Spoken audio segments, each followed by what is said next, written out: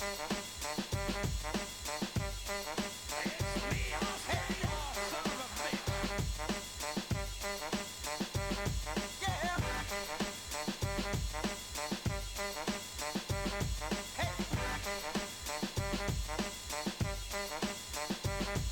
been in the dumps low, running on empty, overwhelmed by life with no energy to even keep afloat, weight of the world on your shoulders, feeling no hope.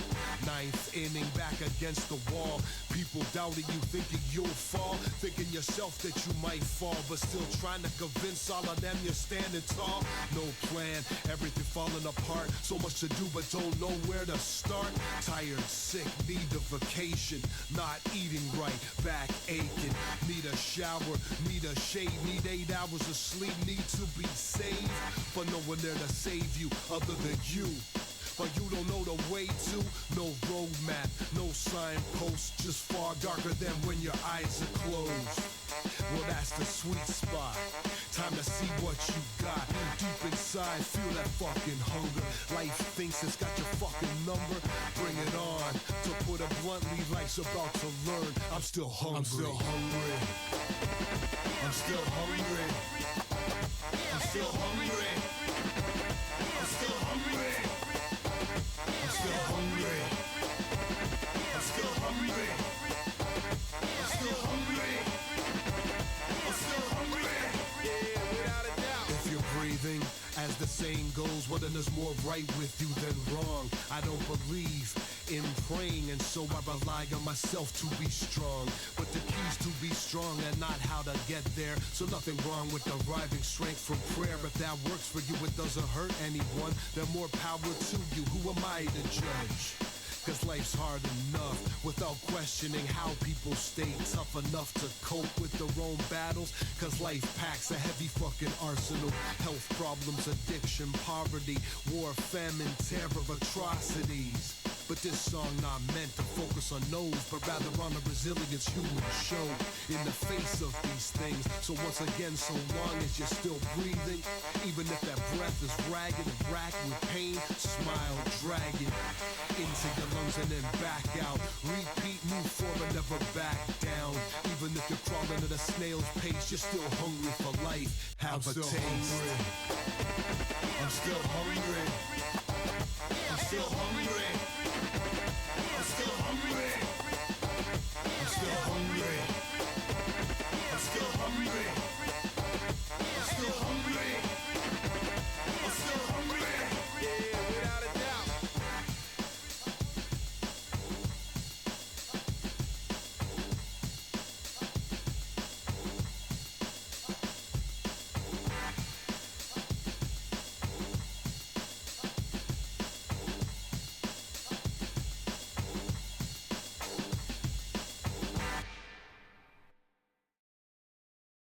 Okay, yeah, we're gonna get into this shit. It's gonna be some fun. Reason why I wanted to start early instead of starting right at 3 o'clock on the dot is so I can lay out some groundwork, or like some ground rules as I kind of go through this. So I've removed all point redemptions, so they're not a distraction as I'm going through each tier list. So when I'm doing these tier lists, there's no waifu reviews, there's not going to be any random geology facts, they are turned off. And there were a couple yesterday that I didn't get to, and I redeemed those points to those individuals. They should have gotten them back. So that should be all well and good there. Waifu review will be back when I'm not doing tier lists. That's how it's going to go. So there's that. The next thing, what I'm going to do here is I'm going to pop over to my desktop real quick, because that's where the magic is going to happen. Hello, everybody. How are you doing today? It's Thursday. Thursday's a really good day. You know why? Thursday's a good day because you're too far away from the beginning of the week, so it's not like you can't feel bad, right? And then tomorrow's Friday, so it may as well already be the weekend. That's why I like Thursday a lot. And Thursday's my favorite day of the week by far, because you know tomorrow's Friday and the fun starts Friday afternoon. So it's how it goes. It's my favorite day. Feliz Jueves. Feliz Jueves indeed. Now, What was I gonna do first? I forgot what I was gonna say. This is why I started early, just to make sure everything's rolling and on track here. What was I gonna say? I totally forgot. Yeah, so I'm gonna turn down... Can I turn down Streamlabs individually? I don't know if I can. Let me see. Will it let me? I don't think I can. Well, Streamlabs is going to remain up and all of the notification sounds are going to be at maximum volume. So, oh well, that's fine. It's all good. So, that will be just fine. And yeah, so there will be no particular order. Yeah, so I'm going to go... Okay. So, for those of you that have no idea what the fuck I'm doing, and no, I've not played Satisfactory. Why would have I played Satisfactory between yesterday and now? I don't sit down and play fucking video games like all of the time, all day, every day. It's not what I do. So to explain what the fuck I'm doing here, for the next 9 weeks, I'm going to be doing a live stream where I do one tier list for one class's weapons, and the class I'm going to do each week will be decided at random. However, I will do the sniper weapon tier list last. The final week will be dedicated to sniper because I'm sure everyone wants to see that one. I'm not going to do that one first. I'm going to do that one last. So you motherfuckers are going to have to be patient and wait for that one to come out. So that's how it's going to go. There will be one stream per week on Thursday, same time, same place, starting at 2:45, tier list starting at 3 p.m. U.S. Central Time. Gold Pike is subscribed, and also Lyra subscribed as well. Totally missed that. Thanks, guys. And yeah, and if you can't catch the stream each week, totally fine. I'm going to edit the VOD, and I'm going to upload each one on YouTube before the following Thursday, so you guys have a chance to watch it, if you want, before we move on to the next tier list. And it's one tier list per week. That's how it's gonna go. And I did the sniper tier list a week ago, but I fucking hated my audio quality. I was gonna edit that into a video. Thank you. Holy shit. Icicle gave out 2 gift subs. Thanks, man. It's awesome for you. I did the sniper tier list like a week ago, and I hated the fucking audio quality. I went back to edit it, and it just sounded absolutely fucking terrible. So I'm gonna redo it, but I'm gonna save that one for last. So, and now I have a much better method to the madness here as to how each of these is going to go. So that was kind of like the test run. That was the warm up. And yeah, everything should be pretty smooth, I think. Everything should be good. Get some music here. And I think we'll be all right. How's everyone doing today? Everyone doing all right? Everyone doing good? Everyone hip-hop and funky fresh on this lovely day. It's fucking hot as hell. I'm so ready for summer to be over, man. I hate this weather. It is fucking awful. Your belly hurts? Why does your tummy hurts? Why does your tummy hurt? You had a massive fucking gym day. There you go. I worked out today. My fucking scrawny ass arms, but they got some muscle definition. I got some stuff going on there. There's some definition despite how skinny they are. I understand. They're eating right now. Just got home from a 12-hour shift, taking it easy. Hey man, just chill out and relax. Too much apple cider. I can't fucking touch apple cider, man. It's too sweet. Too sweet makes my stomach hurt too. Just bleh. Tummy hurts because of Fem Pyro. Why? Why would your tummy hurt because of Fem Pyro? Okay, so this is the plan. Get me to my picker wheel here. So we have the picker wheel, and it's going to be decided at random. I have all of the other 8 classes except for sniper. We're going to figure out who's first on the chopping block. Who's it going to be? That is so ungodly fucking loud. Jesus. I need to mute the webpage. First up.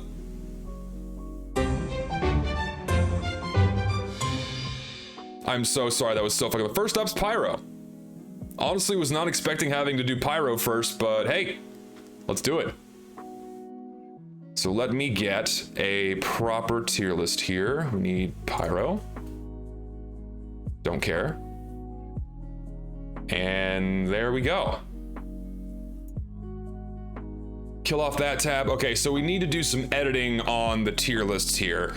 There will be an S, there will be an A, B, C, and D, and then we need to change this one to broken in that it's bad. And then we need to add a tier. Actually, what I'm gonna do for S tier is I'm gonna say that's broken, needs nerf slash rework.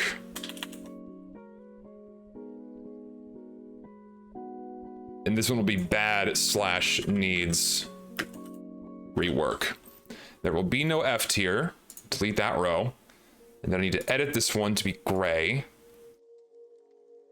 That one's gray. This one will be pink. This one will be red. This one will be orange. That's yellow and that's green. All right, now we're good to go. So C is middle of the road. C is middle of the road, B is good, A is best. And then pink is, oh fuck, this thing's broken and needs to be nerfed.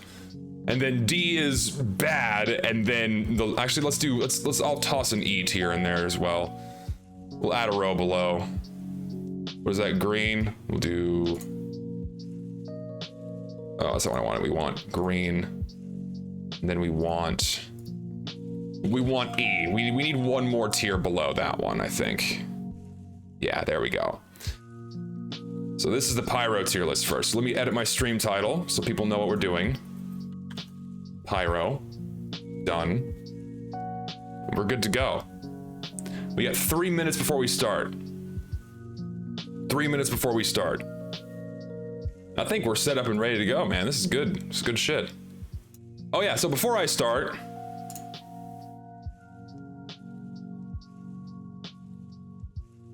boxes.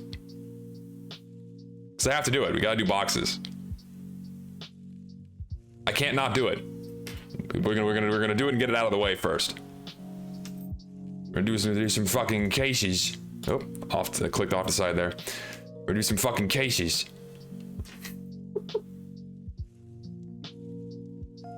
So 100% gonna get an unusual fire? I don't think so. It's gonna be 3 more field tested or worse mercenary grade skins. I don't think I've ever unboxed anything above a mercenary grade in this case. Zulu Man subscribed. Thanks, dude. You're too kind. Gray paint.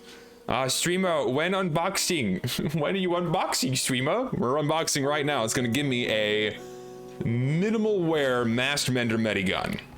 Nope, that is a hideously battle-scarred Night Owl sniper rifle. Jesus.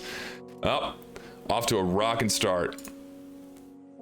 What case is this? This is Concealed Killer from the Gunmetal update. Chances, like, I honestly, I never expect anything strange out of these cases, ever. It's factory new, at least. It's something, but it's not like, it's still like 30 cents. And then the last one's gonna be a fucking King of the Jungle minigun, because why not? Oh no, it's gonna be a backwoods boomstick field tested. All right, there we go. We got the boxes out of the way. We got the boxes out of the way, so that's done. And I'm gonna leave the game up in case I need to peruse item stats here. Then I think we'll be good. No, I don't have any more money for a trade up, so those will remain in my inventory until the appropriate time. Oh, hey, that's actually way better. Hold on. Oh, it's perfect. That fits perfect in my screen. Hold on 1 second. I can make it even better. I can bring that down a little bit to like right there. Bring that up a little bit to like right there. Then I can shift that a little bit. Oh, baby, we're in business. That fits like a fucking glove. All right. Now we're crispy. We're doing Pyro first, guys. Pyro's first on the shopping block. Also, is the music too loud? I feel like it's too loud. Let me tone it down a little bit. About right there is good. Yeah, that's good. Like a glove.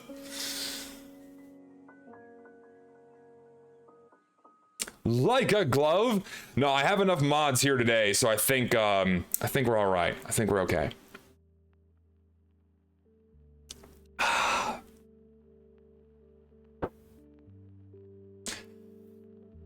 All right, Pyro weapons tier list, numero uno, chosen at random. You guys ready? Ready to get started? I am. I will let the audience choose the first weapon. And then from there on out, I'm in full control of the reins. You guys pick the first one. You guys pick the first.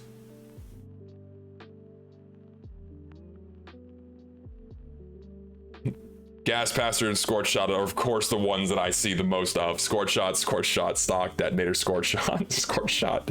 Gas Passer a couple times. Glove, Neon Annihilator, Glove.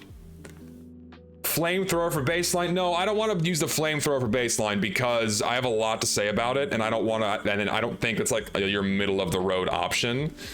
Glove, you know what? Yeah, let's get one of the more novelty items out of the way first. Let's do the hot hand first. So the thing about the hot hand is that there's nothing wrong with it, and you're gonna hear this a lot as I go through each of these tier lists.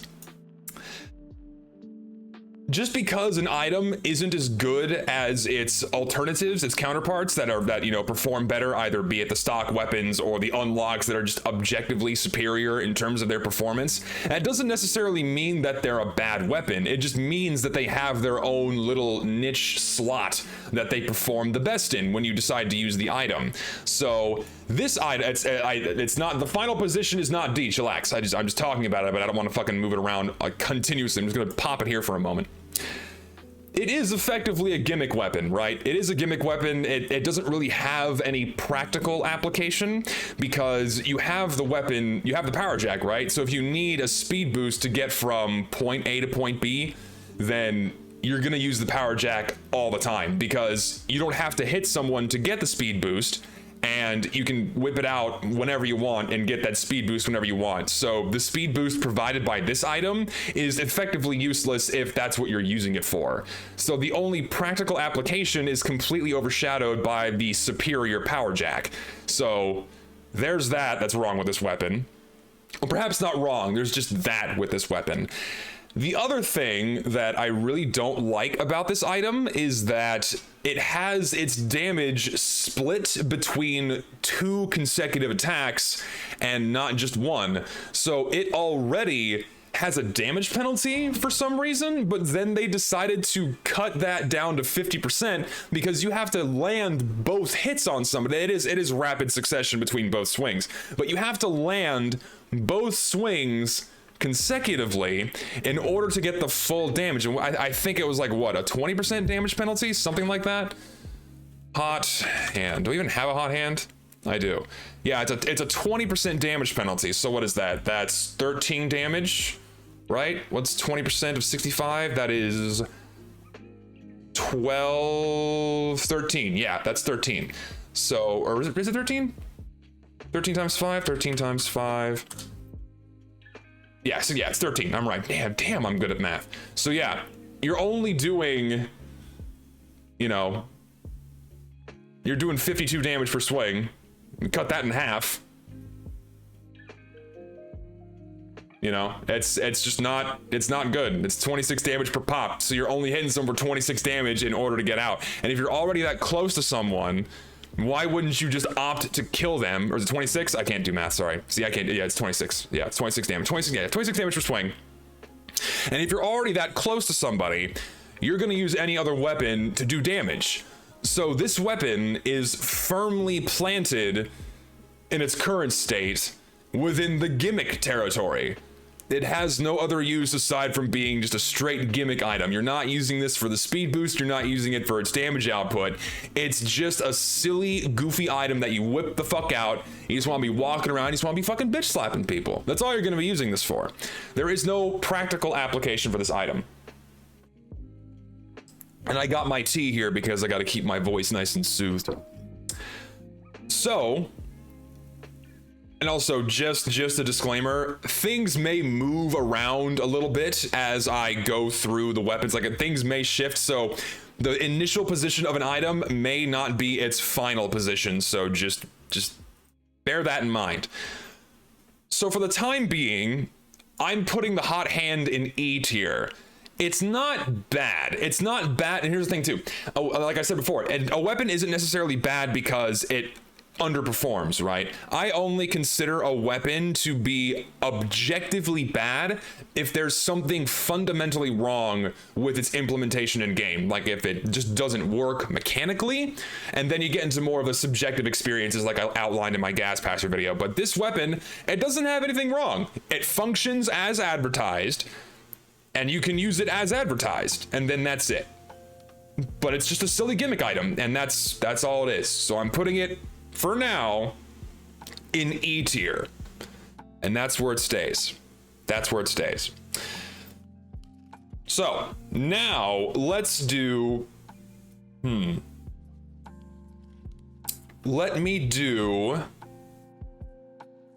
let's do the stock flamethrower. I'm gonna do the stock flamethrower next, and I'm of the belief that the stock flamethrower is objectively always the best flamethrower option for Pyro, hands down. You have no damage penalties. Air blast is always insanely good. You're not penalized for using it in any capacity like you are with the back burner or the degreaser, or you don't have it at all with the flog. You know, it's just all around easily the best primary option for Pyro. And I'll get a little bit more into it when I talk about the degreaser, especially when it comes to weapon switching speed. But stock flamethrower, hands down, easily the best option. I have to put the I'll talk about the rain blower, like I'll do that in a second because there's nothing different about it except for visual things. But yeah, I hear, I mean, and also, yeah, it does greatly depend on your playstyle. I completely agree. Oh shit, you know what I forgot to do? Damn it, hold on.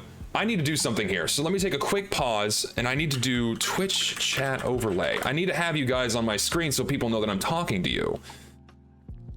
Oh shit, I don't know. Display a chat box on screen. Does Streamlabs have that? I think it does. Hold on. I need to have that. Stream overlays. Wow, Streamlabs sucks dick. Damn it, I don't know. How do I, does anyone know a very fast way to get a Twitch chat stream overlay? I know they have one that I've used one before, but I for the life of me cannot remember the piece of software that it was. Damn.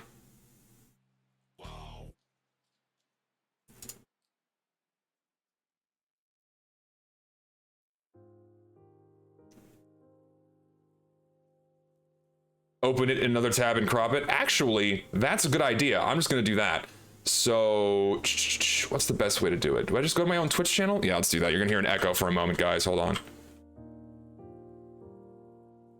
You're gonna hear an echo for a sec. All right, so now what I can do is I'll pop you guys here, and then I need to crop you. I can't even, I can't do that because I have a separate, can't do it because I already have Chrome tab open. It's not gonna work unless there's a way to do it, and I don't know how to do it. Can I do 2 instances of my desktop screen? I think I can. Display capture at existing desktop, okay. Oh, I can do 2 of them. Well, let me do 2 of them? It will, hold on, let me do this. Oh, baby, we can. All right, fantastic. See, I'm learning things today. I'm learning things with you guys. All right, let me go back to my Twitch chat here. Twitch.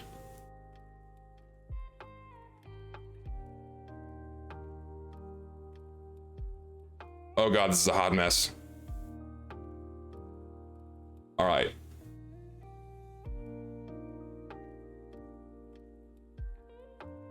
Okay, so there's that instance. Okay, we are navigating on, we're doing some difficulty, we're doing some uncharted territory here. So we don't want this one, we want this one. I'm gonna lock that one. And then this one. All right, so we're gonna do Alt. There you guys are. Bring you over here. Extend that. Extend this. Say hi, guys. There you are. There we go. Now we're cooking with gas, baby.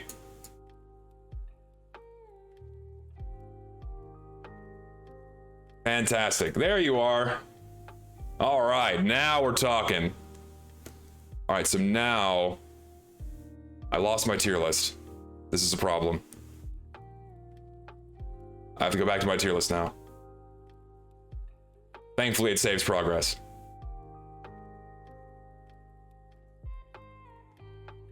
All right, give me my bookmarks, give me my tier list, give me my Pyro. All right, where were we? Bring you back. Maximize. Oh, unforeseen consequences. I have to have that tab open. Oh, it's fucking weird. Hold on. Let me do this. Oh, hold on. We're learning. We're learning. We're learning. Oh, it's weird. Hold on. Oh, it's encroaching on y'all's fucking faces. Hold on, let's do this. So if you guys are there, but I want you here, I want you over here. This is where I want you. So let's do this. Bring you back, recrop this, go all the way over here. There you guys are. Bring this back. There you are. Just that. Fix this. Fantastic. There you are. Now I can bring this back. There we go. Oh, guys, this is fucking weird and it's annoying. It's so fucky. All right, I think I'm just gonna say fuck it and not have you guys on here for today, because I can't figure out how to get this to look right.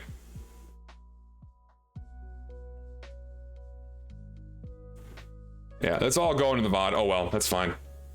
We will. I'll figure it out for next time. There's always something I forget to do. Always something. But it's all right. No sweat.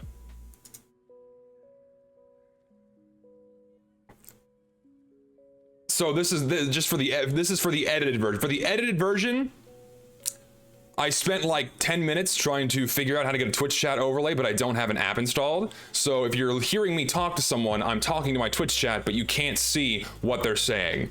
And I don't want to fucking figure it out on the fly. So for the next one, there will be a Twitch chat overlay, but this time there's not. So bear with me.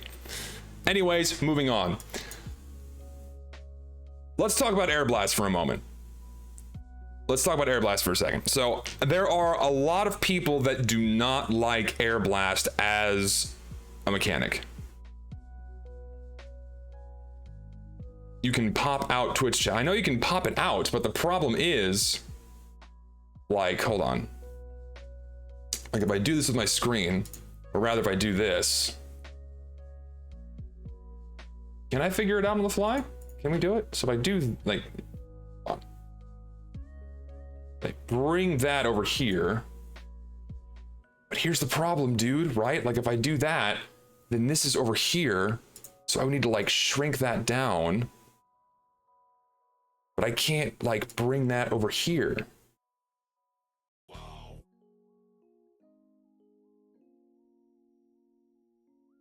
Wait, if I do that, no, fuck it. I'm not gonna mess with it. I'm not gonna mess with it. It's so much easier just to get like a desktop application and undo it on your own. I'm not gonna mess with it. And no, fuck Streamlabs. Streamlabs sucks dick. I never use it. All right.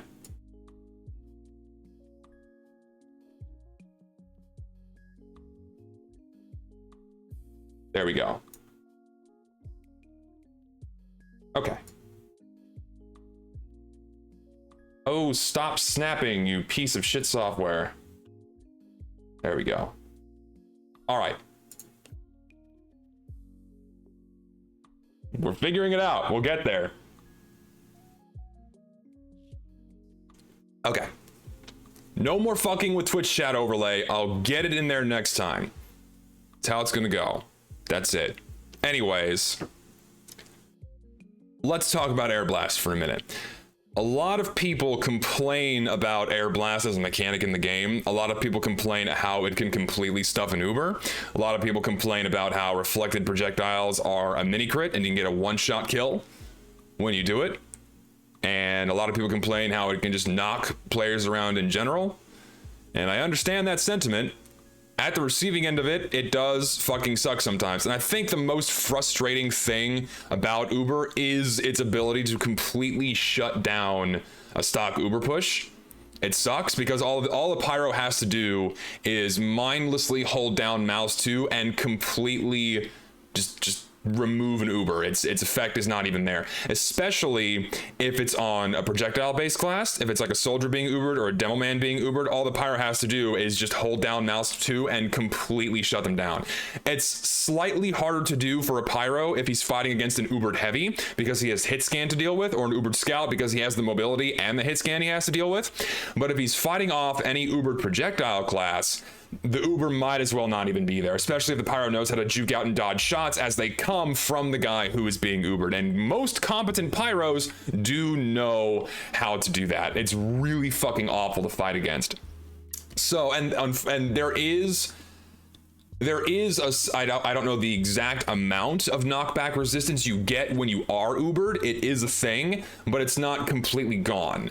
So something that I think would be a cool change to Air Blast to make it slightly less aggravating to fight against when you're Ubered is to give Uber charged players like a 50% knockback resistance to Air Blast. Like they can still be pushed a little bit, but not pushed all the fuck away, right? They can't like be Air Blasted off a cliff as easily. 50% may not be the right amount. And listen, any balance change that I suggest is not the end all and be all. All right, because people like to get very upset when I suggest a balance change. People get very, oh, Zesty's not in. He made a balance. He said this is a good idea or this is a bad idea, and I'm gonna berate him for it. Ugh. These are just suggestions and just ideas that I have floating around in my head. That's it. That's it. Nothing else. However, I think Air Blast as it is in terms of its normal knockback is completely fine when someone is not Ubered. The Pyro desperately needs that in order to actually be effective. If he can't reposition players to where he needs them to be in order to use his damage dealing secondaries, then he's only ever using his primary weapon, which is very limited in range, and DPS is insanely high, but only if you're right next to him. Otherwise, the Pyro's not that effective. So he does need Air Blast for that sort of thing. And I also think it's fine, controversial opinion, I understand. I also think it's fine that air blasted projectiles deal mini crits. I think it's fine. You want to know why I think it's fine? I used to not have this opinion. I used to think that air blasted projectiles shouldn't have bonus damage, but I think it's fine because that is one of the Pyro's main sources of damage, period. Right? Otherwise, he's only using his flamethrowers, and if he's managing to reposition people and use a secondary, he has that too. Otherwise, the Pyro has very limited burst damage options, right? He has his flare guns, of which the detonator has low damage output altogether. He has the scorch shot, which is ass to fight against, and I'll get to that in a minute. But then he has the flare gun, which is difficult to use consistently, and its damage output is a pittance. Even though a crit does 90 damage, someone has to be on fire to get that crit. He has his shotgun options, but those only do a decent amount of burst damage if they're close to somebody. So, I think mini critted projectiles on Air Blast are completely fine for several reasons. One, you need pretty good timing in order to actually pull it off, right? You have to be able to readily predict when someone is going to fire their weapon. And if you fuck up, you get fucking killed. Right? You fire off your air blast, you have that delay between when you can do it again, and you just get shot. And then you die, right? Unless you swap to a secondary and start trying to do damage that way, but then you just get fucked by the projectile anyway, right? And even then, it's not a guaranteed one-shot kill on the person you reflected it back at, especially if they're at greater range away from you, right? If they reflect a projectile and you're a decent amount of distance away as either a soldier or a demo man, you can still dodge the reflected projectile relatively easily the further you are away. If you're right next to a Pyro, like right in front of somebody, then, you know, you're fucking, you know, then yeah, you're gonna die, right? But if you're already right in front of the Pyro anyway, he's already gonna be doing such a massive amount of damage to you with his flamethrower that the reflected projectile you're still going to take a similar amount of damage. That's how I think about it. So I think it's fine. Also, taking a pause here, I'm going to cut this from the edited VOD. Please stop fucking talking about this inane bullshit inside of my chat. That's not what we're here for. Do I need to mute people? Fucking stop doing that. We're talking about fucking TF2 items today. You fucking idiots. Enough with this dumb, inane, ramble, dumb garbage bullshit. That's enough. Let's move on and talk about the fucking game. That's why we're here today. Jesus Christ. Do people only fucking care about drama these days? These fucking kids? God damn it. It's fucking ridiculous. Move on. Also, yeah, I had to mute certain words so people just wouldn't circle jerk about drama in my chat today, because I'm over it. Shut up. No one fucking cares anymore. I stopped caring. I just want people constantly fucking jerking each other up like, oh, I like this guy, I like this guy. He said this, he's a mean guy, he's a nice guy, he's a nice guy, he's a mean guy. Fucking stop it. I'm over it. Anyway. Yeah, I think Air Blast is largely fine. You know, it requires timing, it has limited range. You have to predict when someone's gonna fire a projectile. This isn't a hit scan mechanic, by the way. It only works on projectiles. So, there's that too. So, I think Air Blast is fine. Aside from the fact it can completely stuff out of stock Uber, you can use the quick fix. The quick fix has 100% knockback negation, making Air Blast effectively useless. But the other downside about that is that the flamethrower also reduces healing by a significant amount, right? If you're playing as Pyro and you see a quick fix Uber, all you have to do is be hitting them with your flames, and they can't heal. It effectively negates all healing bonus from a quick fix Uber, and I think that's a little bit broken. Also, afterburn and direct flame damage reduce healing from all sources, and that includes dispensers. Fun fact, if you're taking afterburn damage, a level 1 dispenser will not heal you. A level 2 dispenser will heal you at like 2 health per second, and like a level 3 will heal you at like 6. It's really fucking strong. I think that change to the flamethrower when it reduces healing from healing sources, I think that's a little broken. It really does suck taking afterburn and then you run to a dispenser and then you still die because you're taking afterburn damage. I never liked that change, and they implemented that back in, was it Jungle Inferno when they did the afterburn tweak? I think they did. Correct me if I'm wrong. But that's another aspect that I think I would like to see changed, is to make it so that it doesn't drastically reduce the amount of healing you get from healing beams, not all healing sources, just healing beams, dispensers and medi beams, and also the payload cart. So that one tweak to Air Blast where Uber players can't get knocked back as hard, and tweaking the healing reduction from healing beams so it's not so fucking awful to deal with when you're on fire, and so you still die, I think that's pretty fair. That way, a quick fix Uber isn't completely stuffed out by just having flame damage being tossed onto them. And then when it comes to the other two forms of Uber, Vaccinator Uber, you know, being able to knock them around, I think that's fine because you're still basically invincible with a fucking Vaccinator Uber anyway, assuming the medic is good. And then when it comes to crits, if you can't time your shot so the Pyro doesn't air blast your crit rocket or your crit sticky or your crit pipe, then hey man, that's how it goes. You can bait out an air blast and still one-shot him with a crit rocket or a crit pipe, so there's that. Also, Crits Krieg's not going to be able to you can't shut down a Crits Heavy as Pyro because he's just going to shoot you and immediately kill you. So there's that as well. So, yeah. I think that's all the thoughts I have to say about the flamethrower. Largely, by and large, best option. I think it's mostly fine. Couple of small tweaks to it, and then it's like in a perfect spot. To where it's not complete ass to play against. The healing reduction came out in Meet Your Match? Okay, thank you for checking that. I wasn't sure, because whenever I akin a fairly recent, in quotations, Pyro rework, I automatically akin it to the Jungle Inferno update, so. Healing reduction also reduces the crit shield. If you use Flog, you still shred through vac medics. Interesting. Did not know that.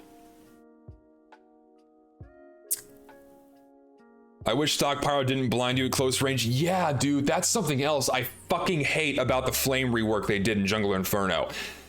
It helped a little bit in terms of being able to see where your flame particles are going, but they made the flames so opaque that it completely blinds you whenever you're near a pyro. You can't see shit. And even like if you're playing pyro on anything other than like 90 FOV, your own flames block your field of view, which makes it harder to aim your secondaries. I never liked that change.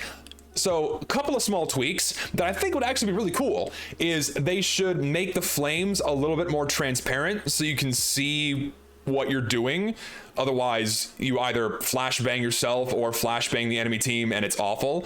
So yeah, make the flames a little bit transparent so you can kind of see through them a little bit better.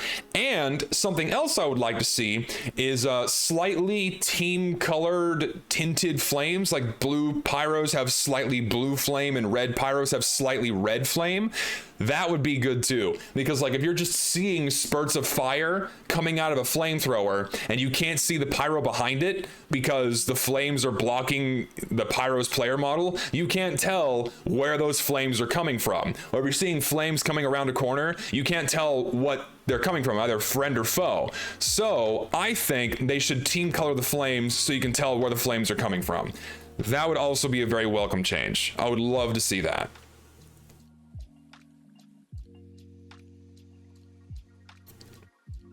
I think that'd be good. An option to disable flamethrower particles would be neat too. I mean, yeah, if you want that. I don't know why you would, because at least for me personally, I like being able to see my flames because I'm able to figure out like, okay, that's how much reach I have. Unless you've played so much Pyro that you know how long you have to hold down your mouse button to get a certain response, then that's totally fine too. I don't see anything wrong with that.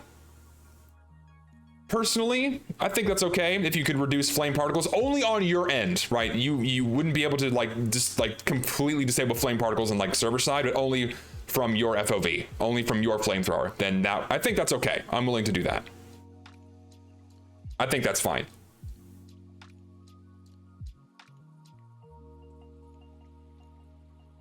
Any other thoughts on stock flamethrower before I move on? I think that's fairly good. I think we hammered it out. We hammered out stock pretty well. I think most people are kind of in agreement that, you know, Air Blast needs a tweak. You know, flames are a little janky to see through, but by and large, the flamethrowers is pretty fine.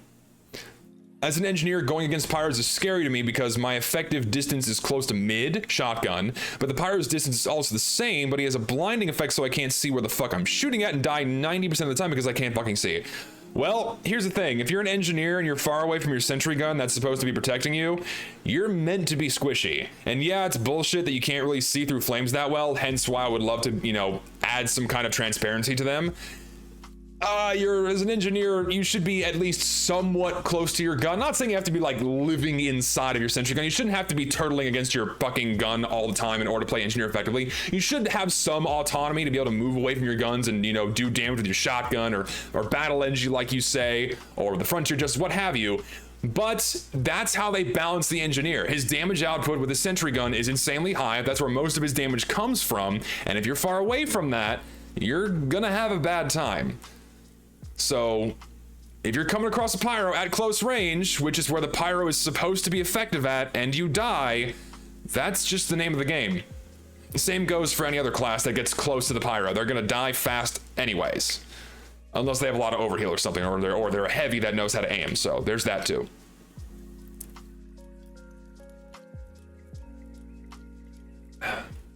So yeah. I just don't want to slide on the ground when I get air blasted. See, I am a huge fan. I'm a huge fan of the current version of Air Blast. The old version of Air Blast was fucking bullshit. I'm so happy they changed it. The old version of Air Blast was a pure stun lock. It would pop players into the air, it would kill all of their momentum, and there's nothing you could do. You couldn't move, you couldn't strafe, you're fucked. Right? So the Pyro could just follow up immediately with an extinguisher or a flare gun shot or the old reserve shooter back when that thing was fucking broken. So that change was good. Now you have to actually aim with your air blast in order to get players to do what you want them to do. In order to pop a player into the air, you have to aim up or aim down at their feet. So there's that added degree of difficulty in order to pull that off. And I think it's cool that the faster momentum you have, the stronger the air blast, because if you're just standing still, a normal air blast ain't all that. If you're walking, it's a little bit stronger. And then if you're like hauling ass with something like the jetpack, and you air blast somebody, pulling that off and sending them fucking flying halfway across the map, that shit's fun. That's fucking fun. It takes a lot of work to pull off too, consistently, right? And effectively to actually do something with it, you know? So, yeah, I'm a much bigger fan of the current air blast than the old one. So, I don't like current version of the air blast. So you have to aim at their feet now. Yeah, I think it's fine.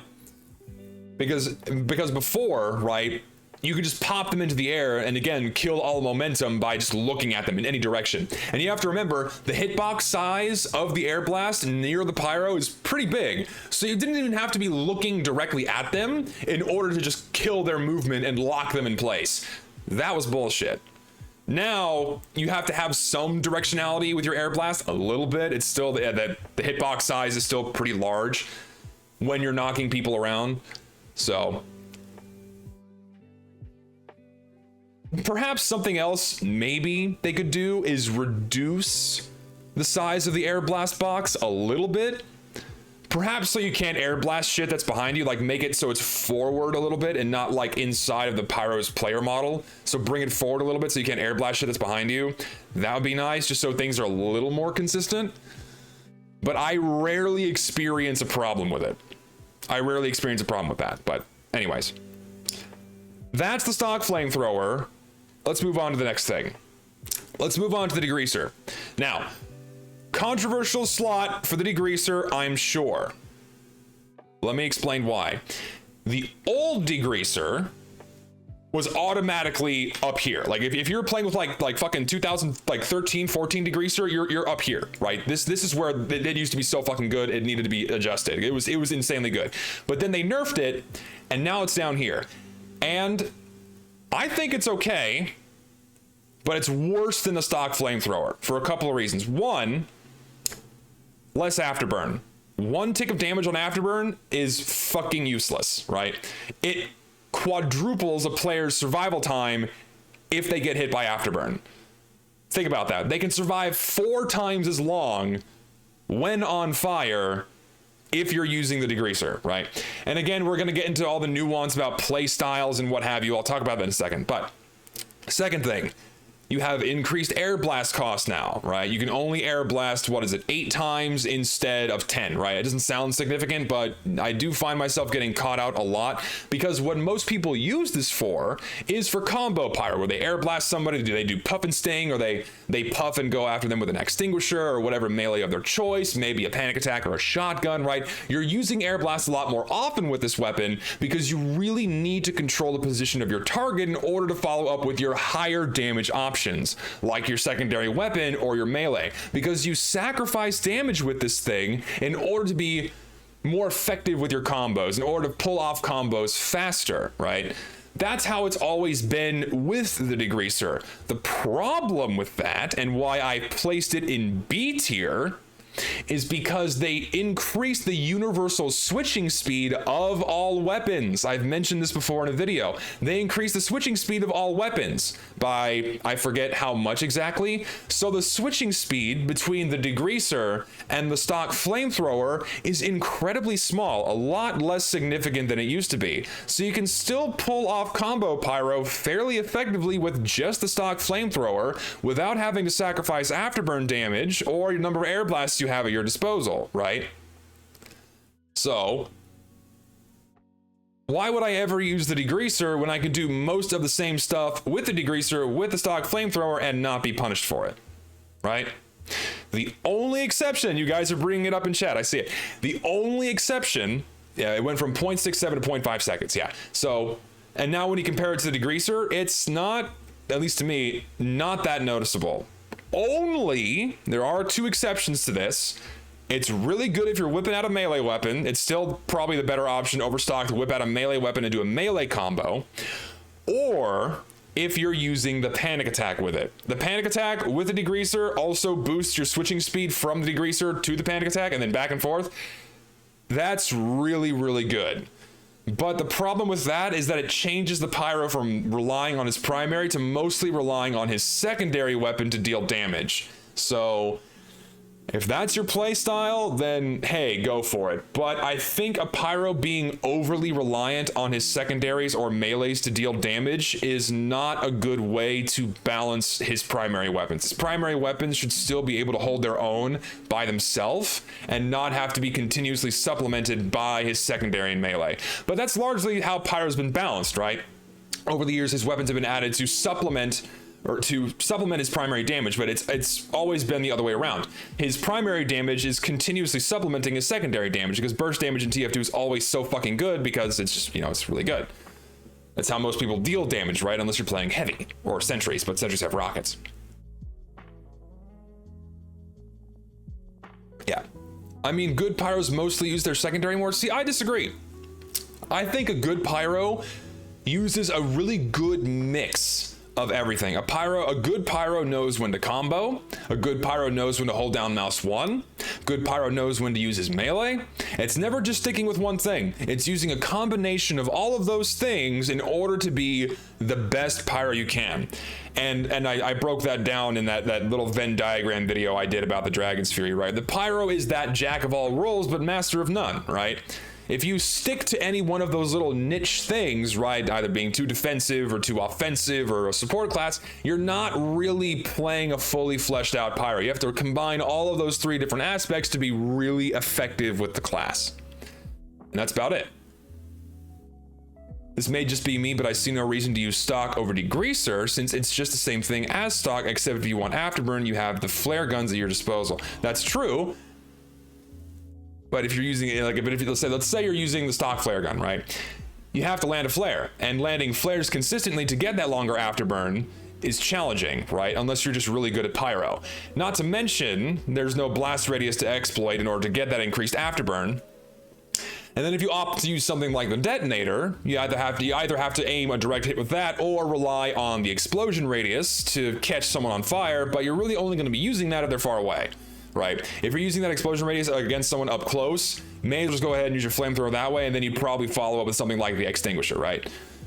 And then if you're using the scorch shot, yeah, you can pretty much just spam the scorch shot to high hell and do probably more damage than your flamethrower at medium to long range, guaranteed at long range. And then just continuously fuck people over with afterburn that way. So yeah, if you're pairing the degreaser with the scorch shot, yeah, you can, I would say, some of the time make up for that lack of afterburn, but not all the time, right? You still need, in my opinion, that better crowd control that stronger afterburn has, right? It punishes weaker classes for getting too close to you if they manage to squirrel their way away from you. But because of the damage penalty on the afterburn, the increased amount of cost on reflex, and the fact that the base switching speed of all weapons is increased, I will always now kind of see the degreaser as a lower version of the stock flame. But you know what I'm gonna do? I'm gonna pump it to A. I'm gonna put it in A tier because it's not B tier. It is worse than the stock flamethrower. Like its better items are to the left. It is worse than the stock flamethrower, but it is still A tier. How's that sound? We'll keep it in A tier, but it is worse than the stock flamethrower. Final decision, moving on. Final decision, moving on. Okay, let's get the fucking rain blower out of the way. I don't like the rain blower because, I mean, if you like Pyroland, then equip the rain blower, but it's just, if you want to distract yourself with rainbows and more flashy particle effects, then just, that's the weapon for you. But why would I want to obscure my vision more and distract myself with more particles using Pyrovision? Yeah, Rainblower has a taunt kill, but if you're just gonna go for taunt kills, then yeah, that's fun, but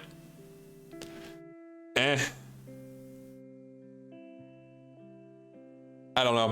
I never understood the appeal of Pyrovision. You know, anytime I would play Pyrovision against Pyros, I'm just fucking blinded by everything. And ever since they reworked flame particles, they're now even more offensive to the eye, right? They obscure your vision even more. It's just like it's just color vomit on your fucking screen. It's horrible. So I don't like it, but it still functions the exact same way as a stock flamethrower, which is the best option. So, but I'm going to put it in B tier because why would I want to distract myself more and obscure my vision more with flashy particle effects? So we leave it there.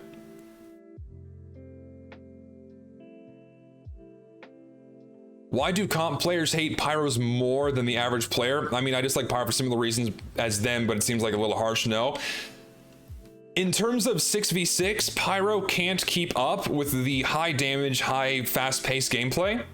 Pyro's only effective at very close range, and a Pyro has to go through a lot more work to actually get close to somebody in a 6v6 match to actually be effective. Aside from holding a last point to reflect incoming projectiles and people bombing into last point to kill off the med if they don't have Uber yet, or try to force the Uber, the Pyro's effectively useless in 6v6. He's not fast enough, he doesn't do enough damage, he has no range, so that's why most people hate him, I would say. Inside of competitive 6v6, and by hate I mean they don't play him aside from doing a defensive hold on last. That's it. Otherwise, why would they ever want to break away from their meta, right? So there's that. Yeah, that too. 6v6, not much crowd control, so. Oh yeah, I forgot the fucking Nostromo Napalmer. Yeah, it's the same thing as stock flamethrower. There's that. I mean, there is the little, there is the silly little gimmicky damage bonus you get if you have the full alien set for Pyro and you're fighting against a scout that has the full alien set, you get bonus damage. So that's still a thing. It's the only item set bonus in the game that still actually grants you a bonus. Or I should say, it's the only item set in the game that still grants you a bonus, but no one ever uses the full alien loadouts. I've maybe seen them a handful of times in my entire time playing this game. So yeah, that's it. Like scouts have increased melee damage against pyros that are using this loadout, and then pyros have increased flamethrower damage against scouts using the alien loadout. But that's it. And it's a smaller weapon model. I mean, if you want a smaller weapon model, all you have to do, if you like bigger or smaller, is ultimately up to preference because you can change your view model FOV, or you can turn them off, right? Just because it has a smaller player model or smaller view model, it makes honestly no difference because you can adjust the size of it to your liking. So I don't consider that a problem. Yeah, but I really wish they could. I want a strange version of the Nostromo Napalmer. I think it just looks cool. Like, if there was a strange version of the Nostromo Napalmer, it would automatically be better than the stock flamethrower. But since there's no strange version, it's going to be worse than the stock flamethrower. I would love a strange version of this weapon. It's so fucking cool. Does 5 times stock damage of the bat? No way. Is it actually that much? Holy shit. What, like, scout swings do what, 35? Right? Is it 35? So it's 175 damage. Holy fuck. That's fucking awesome. So they one-shot pyros. That's awesome. Okay, I didn't know that. Shit, I need to get the fucking, I need that loadout for scout now so I can hunt pyros during Halloween. So, and again, you have to find a pyro that's actually using that loadout. That's fucking awesome. I love that shit. That's so fucking cool. Okay, now I know that they one-shot each other. That's sick. Okay. Next. Are there any more? No, there's no more stock flamethrower reskins. So let's do. Let's do stock fire axe. All right. So stock fire axe. Like stock melee on pyro is just really underwhelming, right? There's nothing special about it. I consider it better than the hot hand because the hot hand always does less damage and the speed boost is pointless. I consider the stock fire axe just better than the hot hand, but it's still not good. It's just right? Stock melee on other classes like Demo Man or Sniper or Scout, they're all fairly good, right? Or even heavy, really, you know, unless you're using something like the KGB, which I would consider a direct upgrade, but that's for later. stock melee on Pyro is just really mediocre, right? If you're playing on a server with random crits, yeah, you can go for a free one-shot kill whenever you want. The damage isn't terrible. It's 65. It's good. It's good, reliable damage. It's expected. You don't have to do any special gimmicks in order to get that damage. There's nothing holding the damage back, unlike something like the Extinguisher where someone has to be on fire, but I'll talk about it in a second. It's just good. It's just good normal damage, but it's not amazing in comparison to the Pyro's other melee weapons, right? So it's not the worst option, because I think the hot hand is the worst option, but it's just okay. It's not anything fantastic. The other melee options are either more fun or more effective, I would say.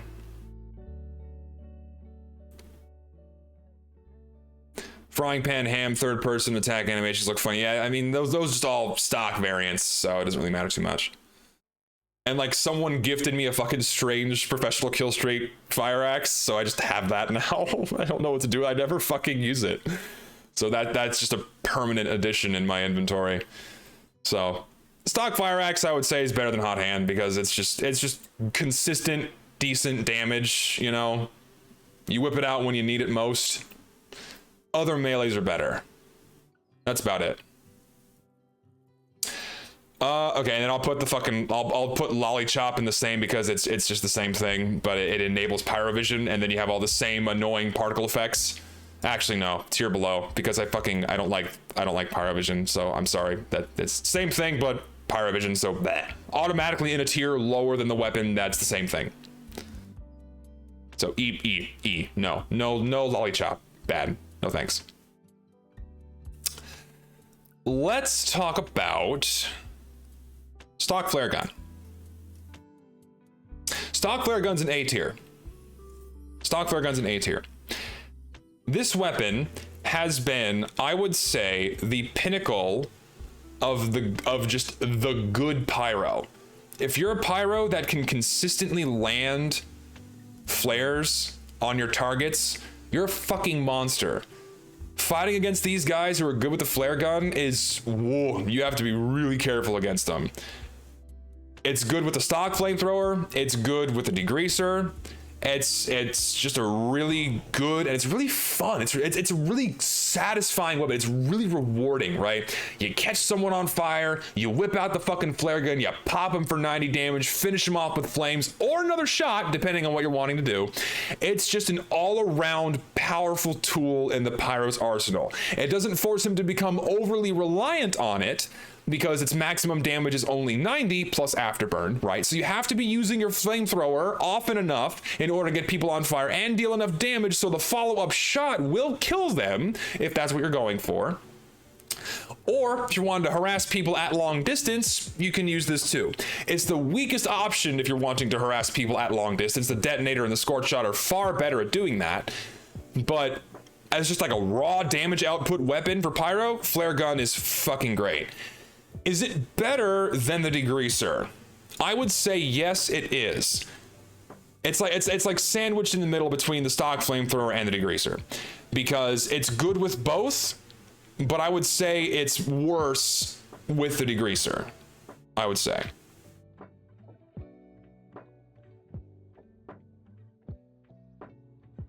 Reflect plus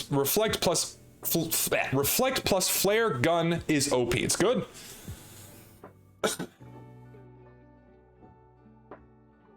Flare gun is Pyro's dopamine machine, literal dopamine. Yeah, it's just a solid item. Toby has subscribed. Ahoy matey. How you doing, man? What's up? Yeah, it's just a really good weapon. Say reflect plus flare gun, reflect plus flare gun, reflect plus flare gun, reflect plus flare gun, reflect plus flare gun, reflect plus flare gun. Got it. Easy. I can enunciate. Do it again. Reflect plus flare gun, reflect plus flare gun, reflect plus flare gun, reflect plus flare gun, reflect plus flare gun. Boom! Can do it, baby. You can't trip me up on those. I know how to talk. Been doing it for 27 years. Very late, gonna sleep soon. Hello and good night. I apologize for bringing back the topic of air blast, but do you think Demo Knight should get some knockback resistance, air blast resistance if you equip the booties? No, absolutely not. That makes a Demo Knight fucking invincible. The only thing that could counter a good Demo Knight is landing your shots on a Demo Knight at his feet to pop him in the air so his charge gets fucked up. Landing your constant stream of damage from a minigun or a sentry to slow him down. Or Pyro's Air Blast. Fun story, by the way. The high GPS balance mod implemented a similar change to that, where a Demo Knight wearing, I forgot what items specifically, I think they had to be full Demo Knight. I know it was on full Demo Knight, they implemented that change to have knockback resistance against Pyro, and it was fucking broken.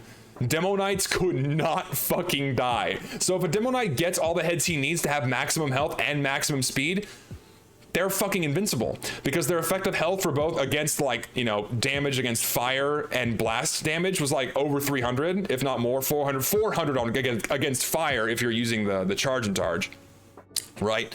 So they are already a massive damage sponge.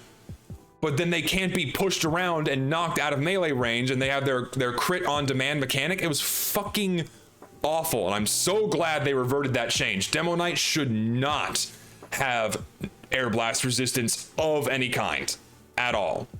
No. Why do they call it oven when you oven the cold food about how to eat the food? I wish I knew, man. Yeah, I've seen a lot of debates on Twitter about air blast resistance on Demo Knight, so I don't think, nope, it shouldn't be there. It would make Demo Knight too strong. Demo Knight's already very strong. Knockback resistance on a Demo Knight? No. Nope. Awful. And it's been tested, so me just saying no doesn't end there. People tested it. They tested it, and it sucked to play against. Demo Knights naturally would have fun because they couldn't fucking die, but anyone else fighting against it? Fucking awful.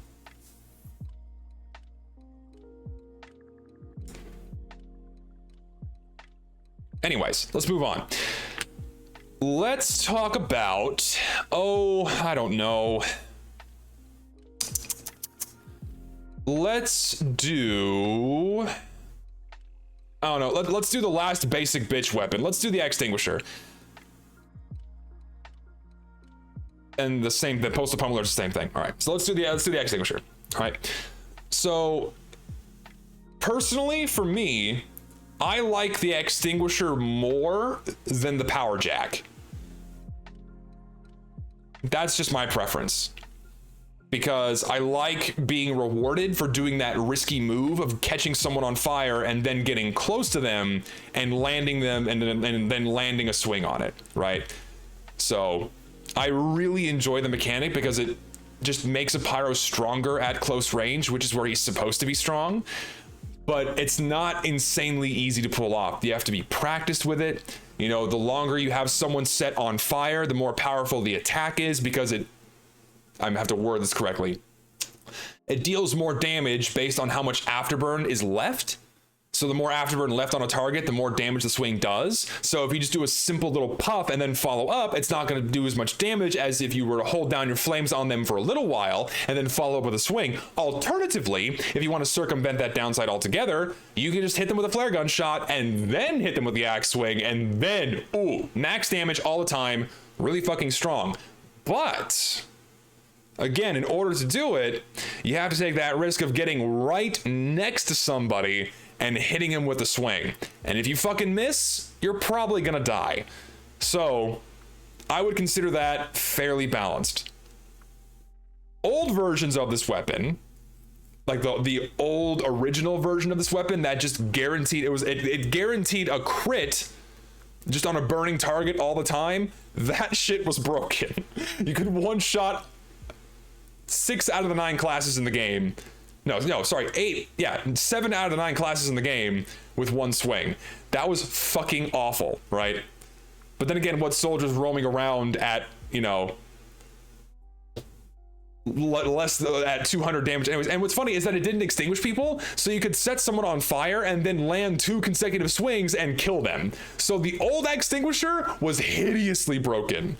Oh man, God. So the current version, I would say, is probably the most balanced version of this weapon that we have received to date. Because you have to work for it. You have to work for that kill. And there's damage variance based on how long the target's been on fire. So there's that too.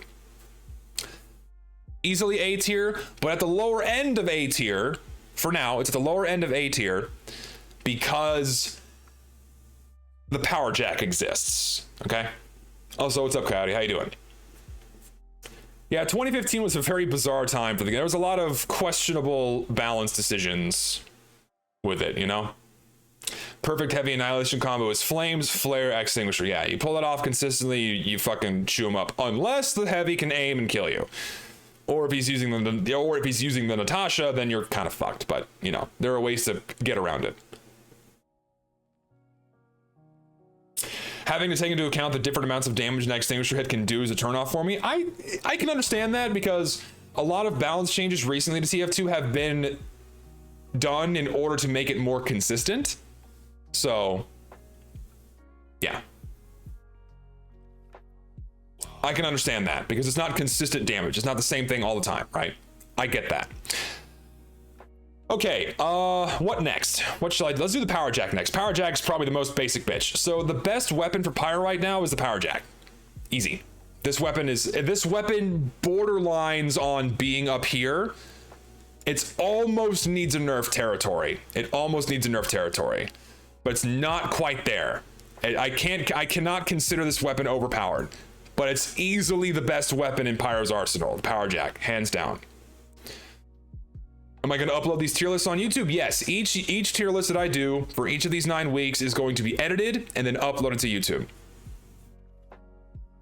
So here's why the power jack is the best weapon in the game, or the best weapon for Pyro, because you have an on-demand speed boost that doesn't punish you unless you're getting shot while it's active.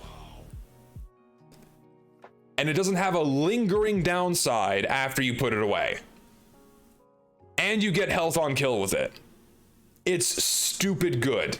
It's insanely good, right? Because the #1 challenge with Pyro is closing that distance. And every time you whip it out, you fucking zip to him and you fucking kill him. No, it's not on wearer. It says when this weapon is active. When the weapon is active, you take 20% more damage. When weapon is active, 20% damage vulnerability on wearer. Only when it's active. If it's not out, they don't take the bonus damage.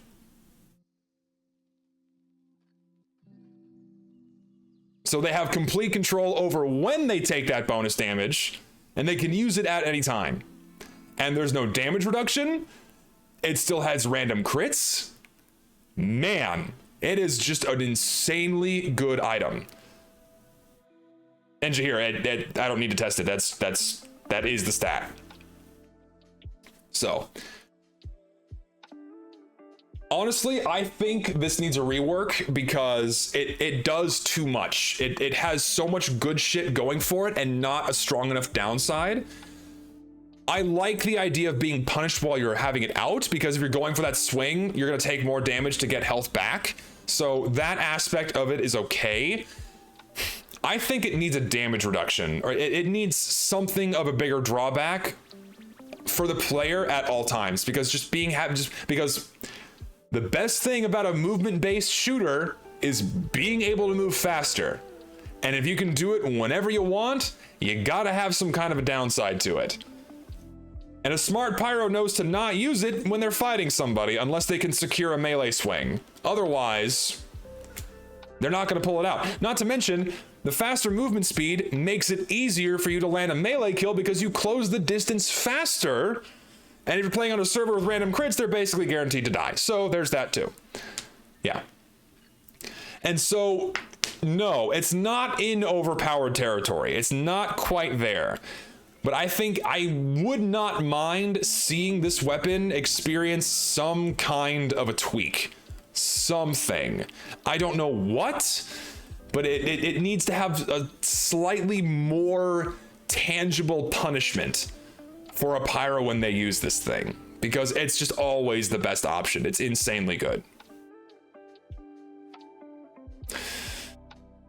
increased time to unholster it and get the positive effects it brings, I think that wouldn't be a bad idea. I think perhaps something that would be better is increase the deploy time, so they have to commit to taking the melee out, right? Like you have to do with Demo Knight swords, right? It has a slower draw time for Demo Knight swords to get whatever bonus effects they have and to have the increased melee range. Maybe put that on the Power Jack too. Slower deploy time, so they have to commit to when they know they want to use it, but then they can put it away whenever they want.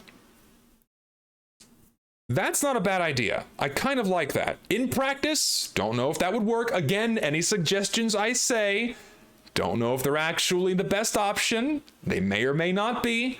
Food for thought. As always, I don't want to see another 20-minute long video. Oh, Zesty thinks this is a good idea. Well, I tested it myself, and now I think it's bad. I'm going to berate him for it. Just an idea.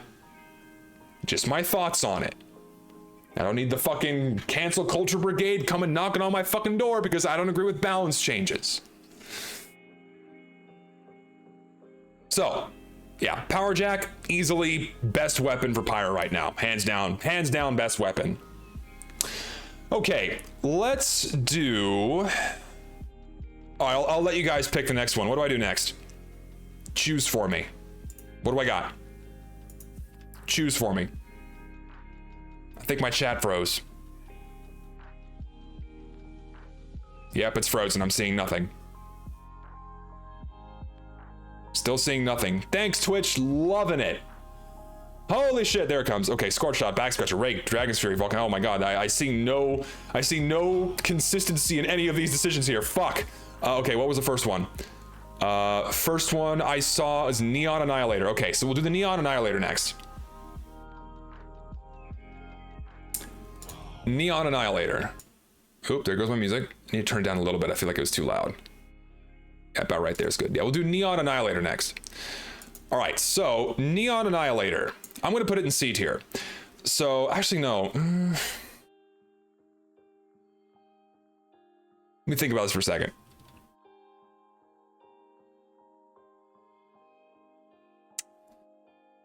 It sucks because it's situationally really good. But there are so few maps with water. And if you're not on a map with water, then it sucks, right?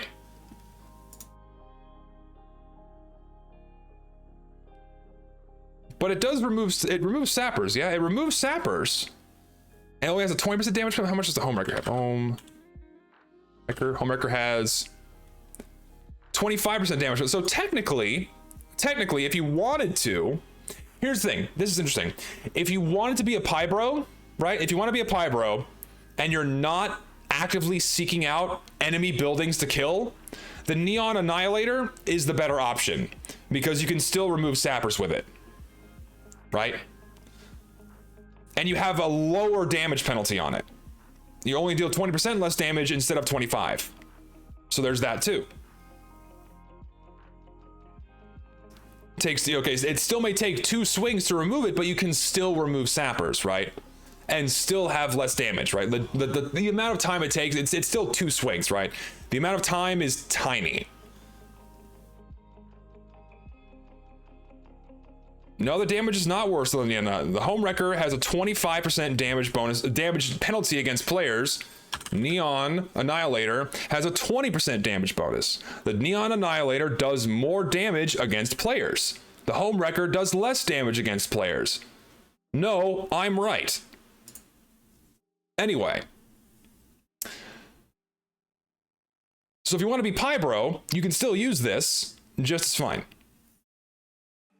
It is just 5%, but it is still more damage. Still more damage. So there's that too. I'm not saying, listen. I'm not saying it's better than the Homewrecker. It's not. It's not better than the Homewrecker.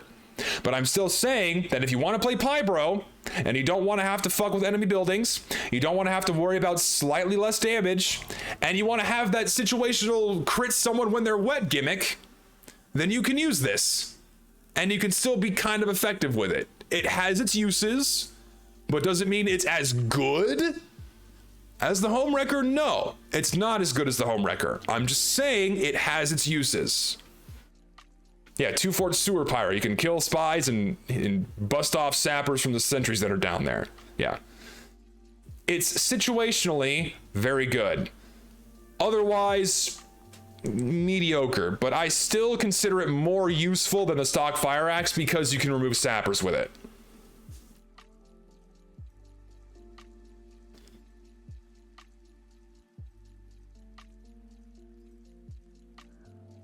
Neon does 52 damage, Home Wrecker does 40. Okay, so it's a 3 damage difference, but still more damage. Tiny amount. I know, we're fucking nitpicking here, but that's all it is. Neon is fine. It's just, you know, it's all good. Most status effects are considered wet. I know Mad Milk, I know Girardi, I know Water. It's so stupid. It's so stupid that the Gas Passer doesn't count as being wet. I don't understand why. Let's do the Gas Passer next. I fucking hate this thing. So this is a good segue into the Gas Passer, all right? So I don't know why they don't let this weapon make players count as being wet. I don't understand why they didn't make that a thing, so you can follow up with something like the Neon Annihilator and make it slightly more useful, right? It's just so... It's so bad. This weapon is so fucking horrible. And I still stand, and I will stand by it until the fucking cows go home, until the sun sets on the final day of humanity, that the Gas Passer has always been the worst item in the fucking game. It is so unimpactful. It has no fucking use. It does no damage. It takes so fucking long to charge the Gas Passer in order to even use the weapon. And then when you try to throw the fucking weapon, you could miss it entirely and not get anybody with the gas, or you can hit people with it. But if they're out of your range, right? If they're out of your range, you can't ignite them for Afterburn. You have to rely on your team to do that. And even then, it's only Afterburn. They don't take like a shred of bonus damage at all. They just start taking Afterburn, and that's it. It's so painfully ineffective. It's just, and it's buggy and broken too. It bounces off of random surfaces like other projectiles do, like sticky bombs and Girardi. But it bounces off of random surfaces. It can go through walls, but no one really uses that. And even then, it's not that useful if they have gas on them because it's only fucking Afterburn, right? The only use, and again, I was just like, and this is why I made a fucking video about this item, because of how fucking terrible it is. Don't use this. Don't use this weapon outside of MVM. It might as well not even, you may as well not have an item equipped in your secondary slot because of how fucking bad it is, right? The idea is cool. Yes, the idea is cool, but it fucking sucks. It's terrible. And yes, of course, everyone's fucking barking at me now in my Twitch chat like they barked at me in my fucking YouTube comments. Oh, Zesty, what about Man vs. Machine? It's really good in Man vs. Machine. Oh, it's really good in Man vs. Machine. Yeah, it's fucking busted in Man vs. Machine, but beyond there, 1, who plays MVM anymore? And 2, who cares? It's Man vs. Machine. You're not playing against actual players. We're talking about playing the actual game here. Gas Passer, easily. Worst item for Pyro, worst item in the game. They need to do something with this item. It desperately needs a change in order for it to be better inside of casual mode, or just in any play outside of NVM. So, oh God, fuck me. I think one cool suggestion that I've seen is placing this item in Pyro's melee slot and letting him throw it and then follow up with a shotgun, so he can set people on fire from a distance that way. That would be kind of cool. But at the same time, I think that'd be really broken, because with bullet spread, you could just set a fuckload of people on fire with hit scan, right? Think about that for a minute. You know, because a lot of people have also suggested as like a slight rework for the Hulong heater that it has like a tracer round once every X amount of seconds or once every X amount of shots that sets a player on fire, right? So imagine being able to set people on fire with hit scan, that they're just instantly on fire against something they can't dodge or juke out like a flamethrower. I think that'd be a little bit broken, right? So I think putting the gas passer inside of the melee slot still as a throwable item, and not something you hit someone with, but something that you can throw and then follow up with something to, you know, deal damage and ignite them. That's a step in the right direction, I think. But I still think being able to light people on fire with hit scan would be fucking awful to fight against. Like, just suddenly being able to, because here's the thing, right? You have a shotgun, it has bullet spread, you toss it into a fucking crowd of people, no one's following it up but you, and then you can just pop up like 2 or 3 shots and catch the entire enemy team on fire because, hey, hit scan, right? Wow, that'd be really strong.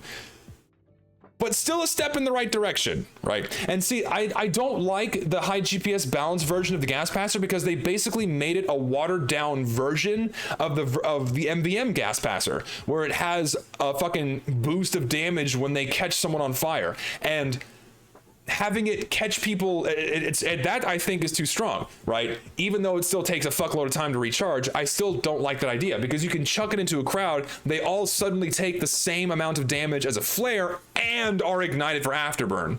I think that's not a good idea. I personally don't like that adjustment that he made in the balance mod. I think something closer to the lines of putting it as your melee slot, as a throwable item, I think that's a more fun and interesting idea, maybe.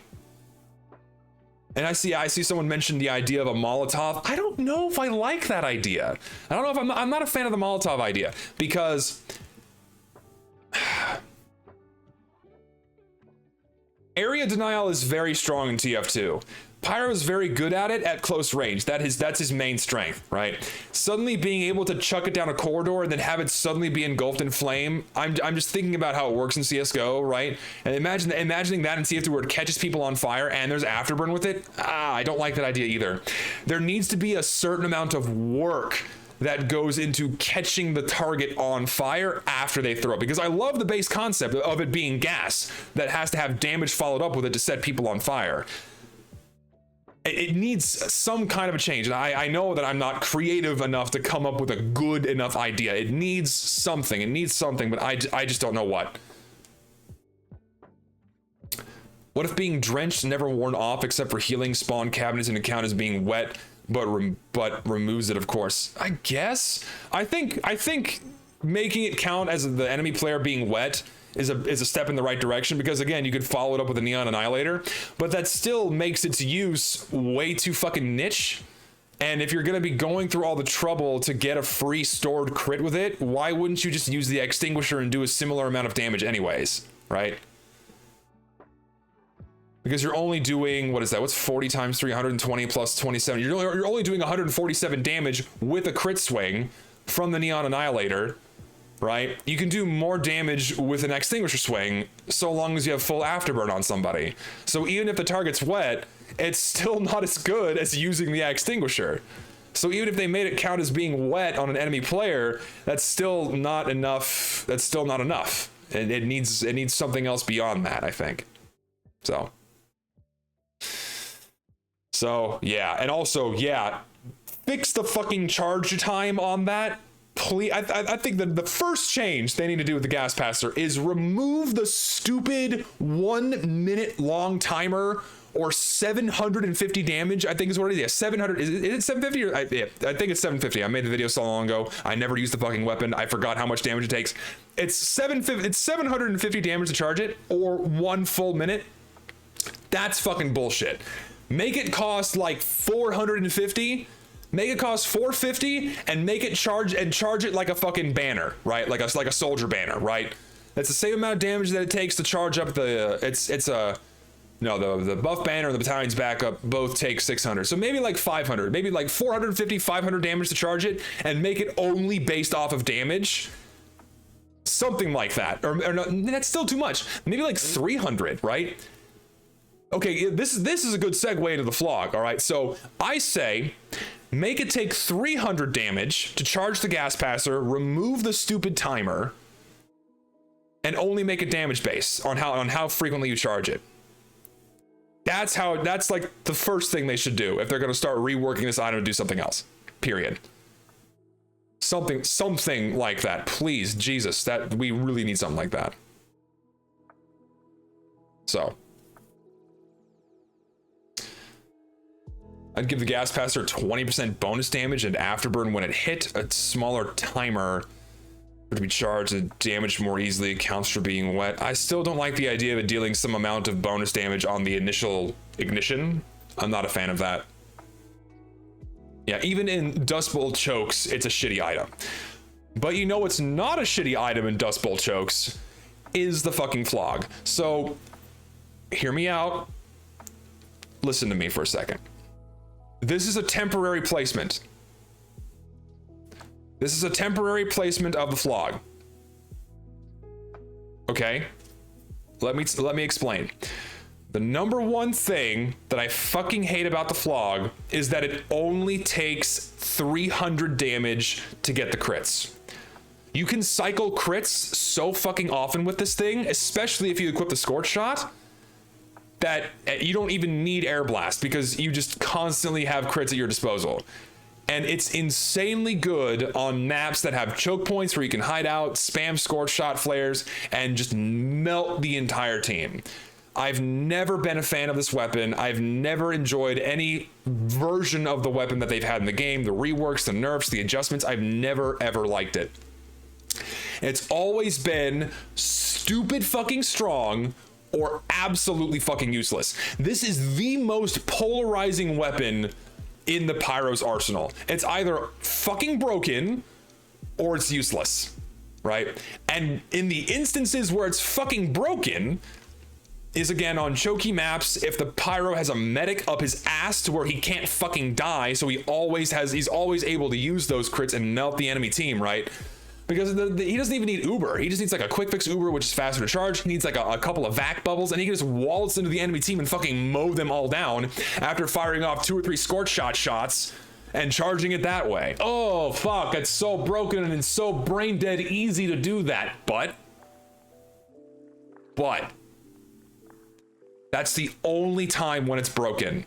If the Pyro doesn't have a medic up his ass, or if he's not actively playing with his team, if the Pyro is by himself and he's not able to catch someone off guard with flog crits, it fucking sucks, right?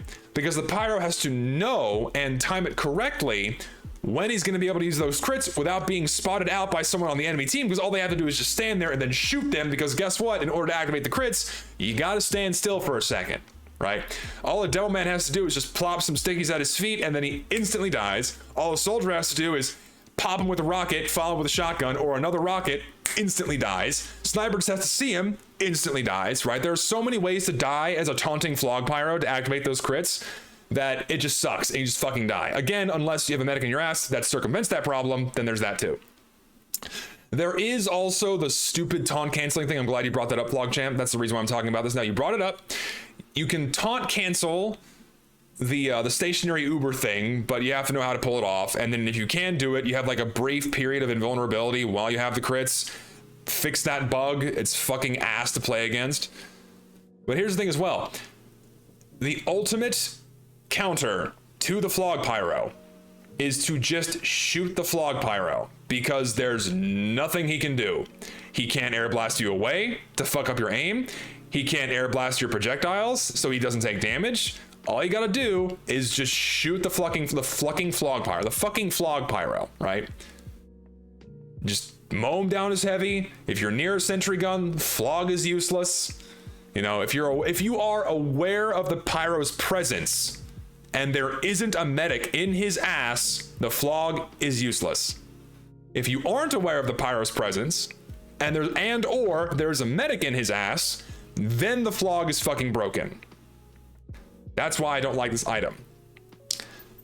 So sometimes fucking rework it, fix it. Other times it's somewhere down here.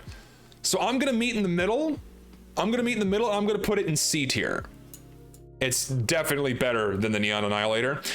The reason why the Flog is in C tier is, again, it's so fucking polarizing. It's either broken as fuck or it sucks. It's just not good. You can't play with it because you just die too much, right? You have to have a medic in your ass or you have to catch people off guard. So there's that. A tweak I would like to see for the flog is just make it take more damage to charge. Bump it to like 450. It's so easy to build that damage with the Scorch Shot right now. Make it take 450 damage to charge so you can't cycle crits as often. Or if you're not gonna do that, don't let players be uber charged while the crits are active, so they're not fucking invincible and there's nothing you can do about it, because it's like having a Crits Krieg and a flog, or sorry, a Crits Krieg and a stock Uber at the same time if there's a medic in his ass. Make it so that flog pyros just can't be Uber charged. I think that'd be a good idea. They can still be crits, they can still be quick fixed, but they cannot be Uber charged, and I guess also not vacked, because a vac pretty strong also on like on a critted flog pyro. Fucking sucks. Keep it 300, make it not able to be charged via secondary. See, if you do that, then it's completely useless, right? Because a pyro is only able to charge it if he gets close to somebody to use his flames, and he will always fucking die. He'll never be able to use it that way. If you want to immediately put this weapon in a shit tier down here, make it so only flames charge it. Then it just sucks. It needs to be able to be charged at range with flare guns. Otherwise, it's awful. But there are tweaks that can be made, like fixing the taunt canceling thing and making it take more damage to charge. Then I think it would be better. That's a step in the right direction, I think. The problem with the extra damage is with the Scorch Shot and not really the flog. See, I disagree, because you could still use the detonator with this thing and catch multiple people on fire and build your damage that way. There's that option too. Detonator with this thing is heavily underrated. I don't know why more people don't use the detonator with this thing, because you don't have to rely on shooting a wall. You can just pop a flare explosion in midair and catch several people on fire at once and then charge the flog that way. Also very good. So there's that too. If you see a taunting pyro, if you're too close, run away to a safe distance, or if you're far away, pre-fire at him, or just, demo put stickies, all that same song and dance. Yes, I agree. I'm trying to get my music adjusted here. It feels like it's still too loud. I could turn it down a little bit. About right there is good, I think. Okay, yes, so that's the flog. Okay, I'm going to take like a 60-second break. I'm gonna go piss. I'm gonna get some water, and I'll be right back. All right, give me a couple seconds here. I'll be right back.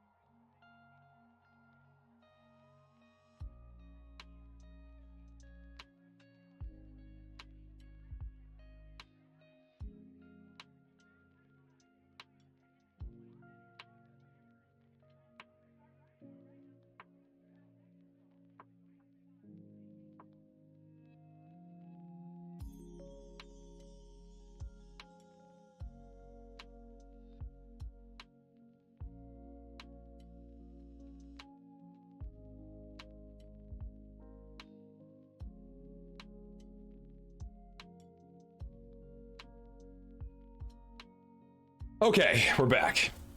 We're back. Also, this is a new BRB screen that was so graciously gifted to me. Coyote commissioned an artist, and they made me a cute little BRB screen.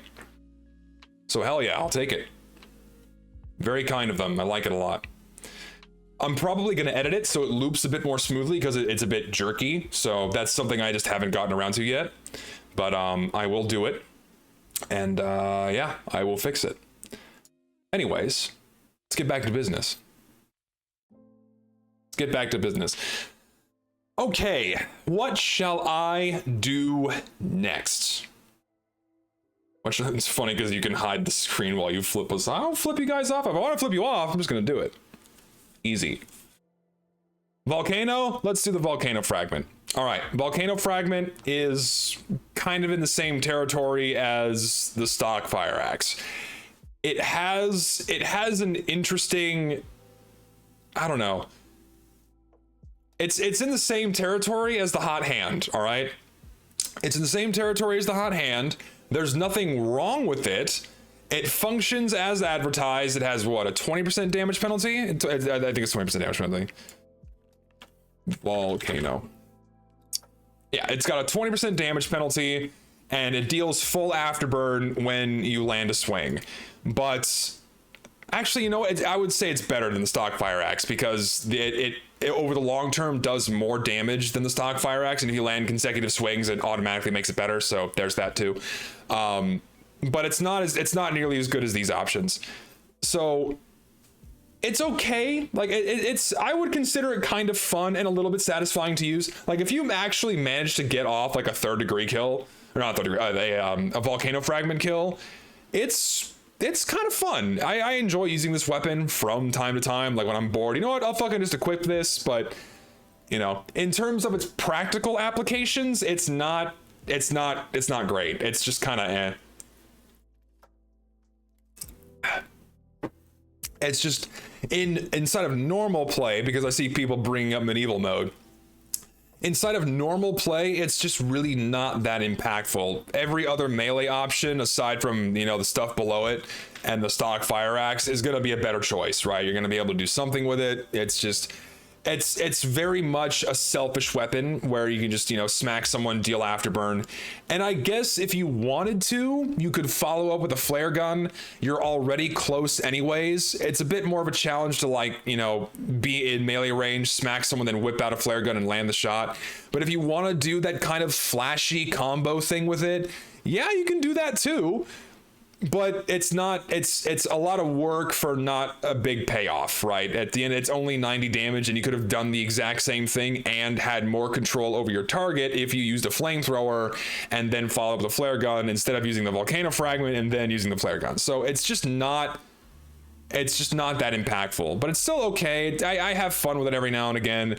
But it can't stand toe to toe with either the Neon Annihilator or the fucking Extinguisher or the Power Jack by any means. So, but there is the thing in medieval mode. This thing is basically just a straight upgrade because you have random crits with this fucking thing, and you set people on fire. And if you're playing with someone who's using the Extinguisher, you can buddy up and like do a 1-2 punch with the volcano fragment, then have someone follow up with the Extinguisher. I think I did that in one of my casual videos. I don't remember which one, or it's inside of one of my clip dump videos that I did that, where I was playing as volcano fragment Pyro, and then my friend was using the Extinguisher. We were playing on medieval mode.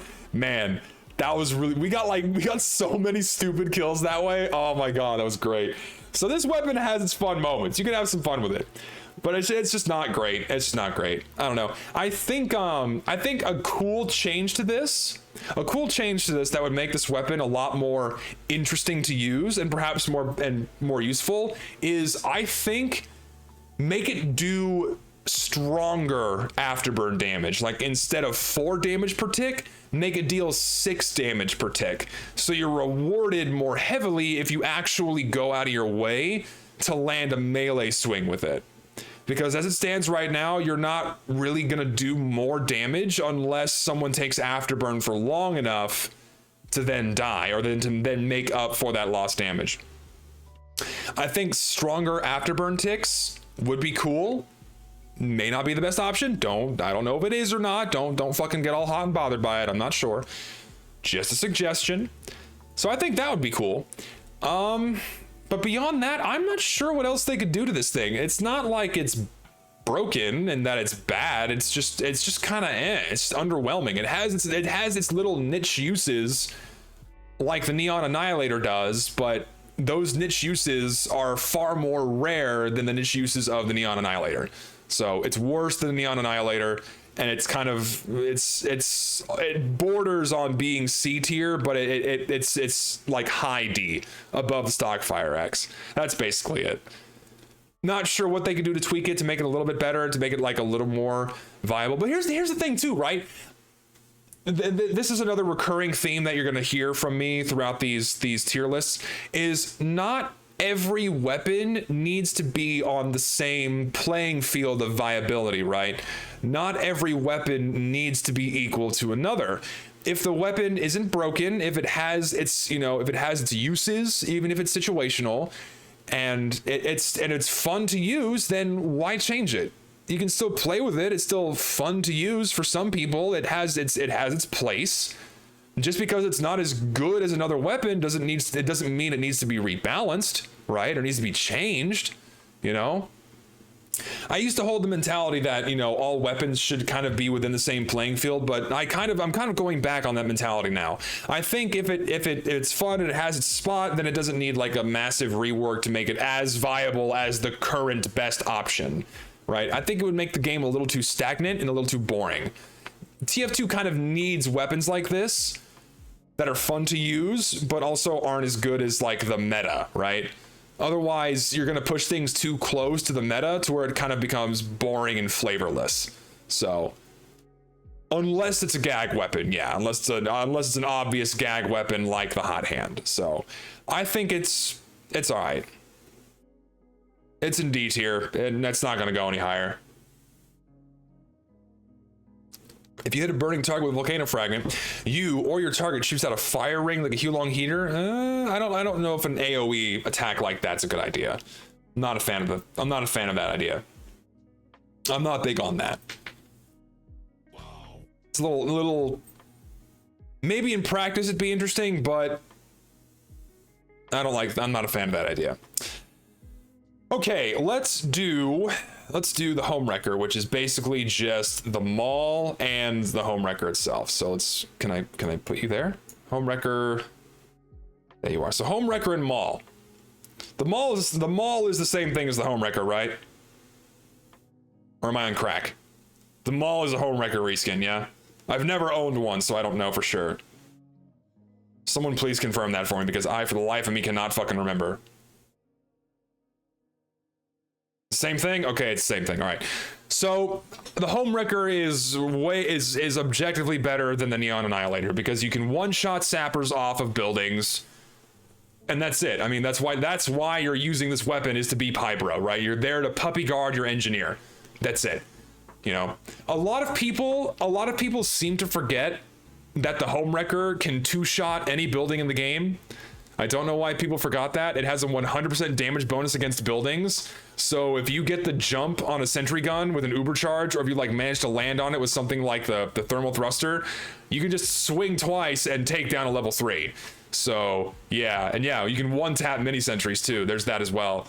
So a lot of people don't use it for that reason. I almost never see the home wrecker being used against buildings. Like if you're ubered and there's nothing preventing you from getting to the buildings you're trying to charge as Pyro, just fucking smack it. That's, you can just do that. That's an option. But I mean, yeah, getting close to an active sentry as Pyro, not easy. And also, yeah, Pyro isn't a good anti-sentry class. The sentry is the anti-Pyro thing. So it gives the Pyro something to use against buildings. I mean, if you want to fuck over a teleporter here and there and fuck over a dispenser here and there, yeah, you can do that. But how often are people going out of their way to take down a building with the home wrecker? You just don't see it. Everyone's using this to be Pyro and to knock off sappers from buildings. That's it, right? That's effectively it. But it's good. It's a good item. You know what? I'm going to bump it. I'm going to put this in B tier. because it's good. Aside from the extinguisher and the power jack, this is the next option you should choose. It's just fucking great. Like it just makes you a much bigger nightmare against spies, and it protects your engineer, right? It's B tier, low B tier, but it's not C tier. It's good. It's good, and you can 2-tap buildings, so there's that as well.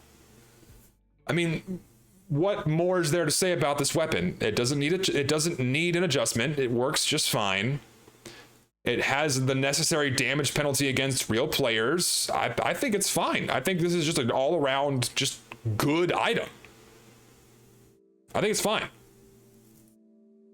So there's that. Next. All right, what next, guys? Choose for me. What next? Pick. Pick. It just works. It just works. All right, so I see stock shotgun, reserve shooter, man melter, panic attack. Okay, I see panic attack a lot, so we'll do panic attack next. All right, panic attack is fucking amazing on Pyro. It's if you're playing in a server, no, it's just always good on Pyro. Here's why, right? It's a direct upgrade to shotgun on Pyro because Pyro most of the time is going to be close to his target, right? You're already going to be in that medium to close range because you're using your flamethrower, and if you're following up with a shotgun with the faster switch speed and the fixed bullet spread, which really only makes a difference on servers that have random bullet spread enabled, panic attack is always so fucking good because you're always within that effective range where the extra damage from this thing is going to come into play. So on Pyro, it's amazingly good, and if you're pairing it with a degreaser, it's stupidly powerful. Like, it's wow. This is a really good item for Pyro. Stock flamethrower, degreaser, back burner, even flog. It's like it's just good. It's just good. It's just a good item. It's easily the best shotgun for Pyro, hands down. It's very, very good.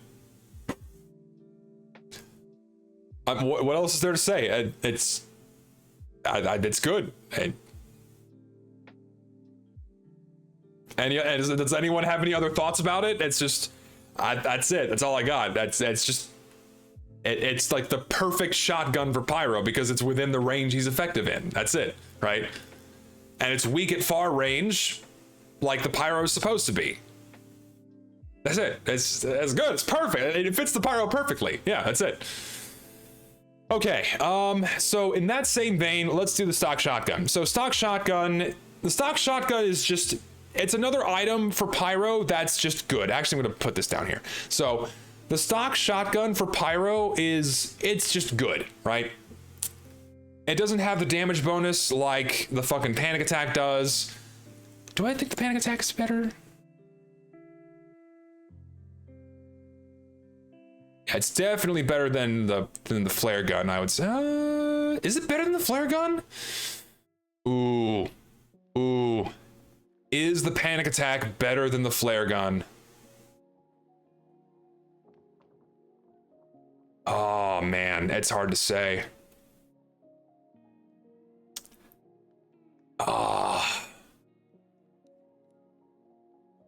That's really hard for me to figure out.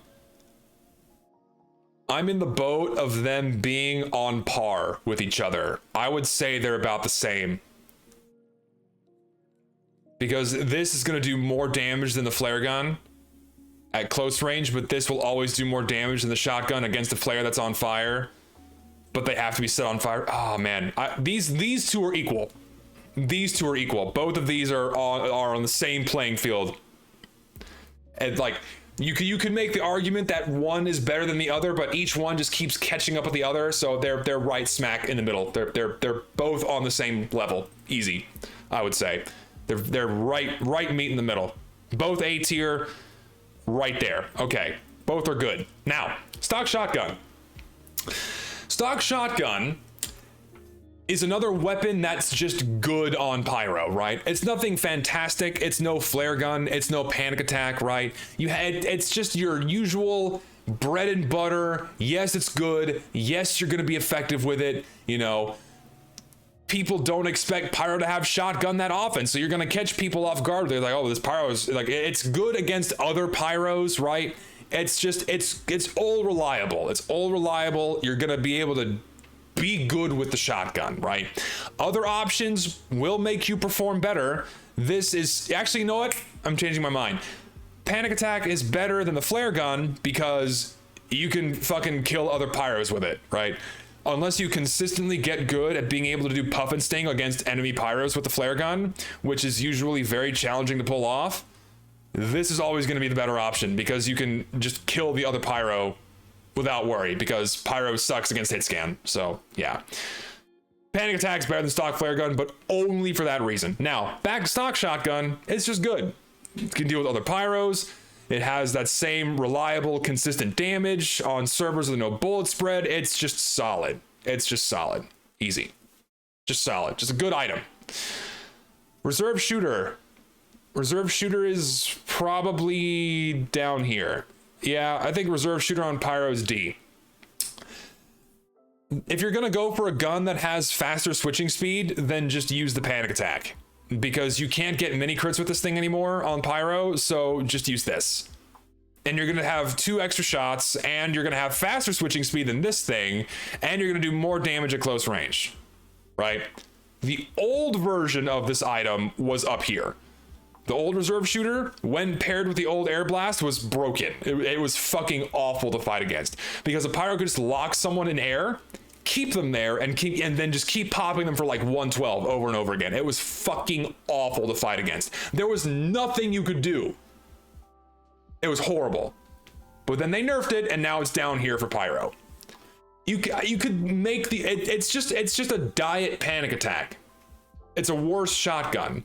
You have the faster switching speed, but it's not good anymore. You're gonna be more effective with stock shotgun. You're gonna be always more effective with the Panic Attack. So the thing is about this is a lot of people have suggested that the reserve shooter should be reverted back to its old version now that they've reworked the air blast. And I completely disagree because you can still pop people into the air relatively easily with the new air blast. Because either you look up or you do a quick look down, you do a quick switch, and then boom, you have 112 immediately. I still think that would be too strong. It's slightly hard, it's slightly more challenging to pull off, but it's still way too fucking strong. And again, the amount of airtime they have will let you pull off not 1 shot, but 2 shots, you know? So you can still do that.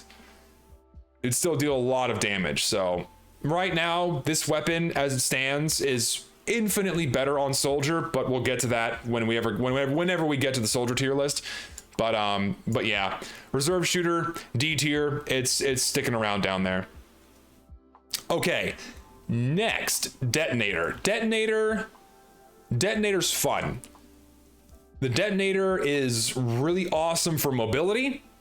It lets you be a fucking menace because you can set people on fire from a distance with this thing. You can do a flare jump and then follow up with an extinguisher swing. You can be really fucking flashy with the detonator. Somewhat decent crowd control capability because you can set multiple people on fire. It's not a good combo weapon unless you're using it with something like the extinguisher. So it's nowhere near as good as a flare gun because its base damage is lower and then the mini crit damage is still fairly low.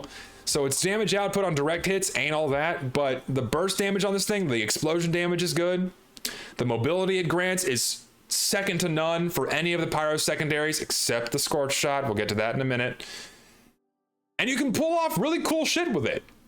You can do a lot of stuff with this item, but it takes a lot of work. You have to put in a fuckload of effort in order to be effective with this thing, right? You have to be in the upper echelon of skill in TF2 to be effective, to be really effective with the detonator. Otherwise, you're just using this thing for flare spam, right? To set people on fire from a distance, harass an enemy sniper from a distance. But if you're harassing someone at a distance, then just use the scorch shot, right? So this item is just good, right? It's like the stock shotgun. It's good. It has its uses. You can be a nightmare with it. So yeah, it's solid. It's a solid item, hands down. Okay, Man Melter. I'm gonna put you down here, bud. I'm gonna put the Man Melter down here. The Man Melter at a concept is awesome. I love the idea of exchanging extinguishes for stored crits. It's cool for a weapon on Pyro because you have to go out of your way to extinguish people to get that stored crit, and then you can fire it off. You have the faster projectile speed, so you can, you know, hit people with it a little bit easier, right? But this weapon is so fucking buggy. If this weapon didn't have any bugs, it'd be up here. It would be next to the detonator, right? But this weapon has so many bugs that it prevents it from being good. It has several bugs. The first bug is that you can't tell when you're actively extinguishing people with it. It has a little, I made a video about this. It has a little animation that's supposed to play that looks like you're sucking the fire off people, but most of the time that effect doesn't work. So you can't tell, like, when you're, it's like, okay, I know I'm hitting mouse too, but is this actually working? It throws you off, right? The second bug with this thing is that whenever you fire a crit shot, you flashbang yourself. You blind yourself with the same animation that plays when you extinguish someone with this thing. That's a stupid fucking bug, and you can't, it fucks with your aim. It's like, whoa, I can't fucking see now. Did I hit? Did I miss? It's horrible. The only way you can tell if you hit is if you hear the crit sound and you see the damage counter pop off, right? That's fucking awful to deal with. And then second, the only way you can tell that you've like actively reloaded with this thing is if you hear the like little ping when you pull it out. I don't like that. I think it needs a more noticeable signal that it's ready to fire again, because like the little sparks and little beep, little whatever fucking noise it is, it's not enough. It needs something else. Those bugs really hold this weapon back. And if those bugs weren't there, easy right next to the detonator. It's fun to use. It has its use. Pairs okay with the flog. People kind of bitch and moan in my video about this, like, oh, it's meant for the flog. That's why it's not as good, because you weren't using it with the flog. No, it's good with everything, not just the flog. So if it wasn't buggy, it'd be up here. But unfortunately, it needs fixing. It needs those bugs fixed. Then it's well within like high B tier territory. Period. Okay, next up is anything else? I'm kind of skimming through chat here. I'm sorry. Like if the vial on top emptied and then filled up when charged again, that would be cool. I could see that. That'd be cool. The lack of reload is a major drawback for the Man Melter. I completely agree. Lack of reload animation, yes. I agree completely. Okay, next, let's do the back scratcher. So the back scratcher is cool. It lets a pyro be a lot more independent. If you don't have a medic on your team, just always use this. You deal more damage, you get more health from health packs, right? But as soon as you have a medic on your team that's actively healing people, then never use this. There's no point, right? Because you can't be healed, and if you're going to be doing extra damage, just use this instead, right? Because this is going to do more damage than this against someone that's on fire. But if you're playing on a server with random crits, this is fucking broken, because it deals like, what is it, 80 times? It deals over 200 damage. It's fucking insane. It's really strong. But in servers without random crits, and if you have a medic on your team, then you would never need to use this. Unless you're the kind of pyro that's always flanking, that's always like overextending and playing away from your team, then this is something you're going to want to use. Because if you get caught out, then you can get to a health pack and, you know, increase your chances of surviving. But otherwise, it's just like I kind of see it as a weaker version of the extinguisher, because, you know, can't get health, and yeah, 248 damage on crit. Yeah, it is overkill. It's really strong, but only if there's random crits to use, right? Most people, or at least where I play, mostly on community servers, have random crits disabled. So I never use this thing unless my team doesn't have a medic, or if I'm just fucking overextending like crazy. So there's that too. I like to use the back scratcher with the jetpack to drop on people. Yeah, you can do that. There's that as well. Kind of catch people off guard. You can be a menace with this thing. So there's that too.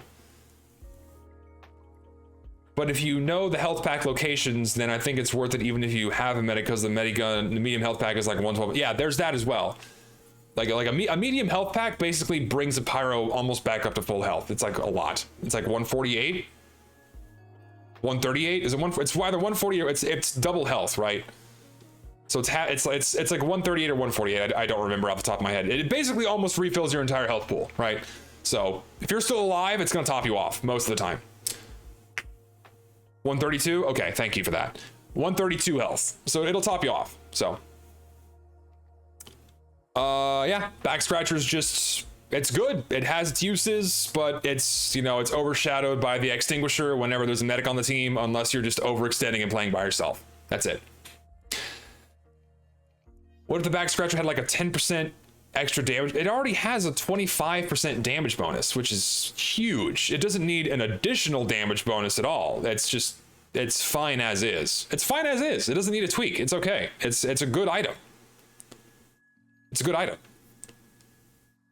Back scratcher's viability depends on the playstyle of the pyro you prefer. Perfect. Done. That's it. That perfectly sums up this weapon.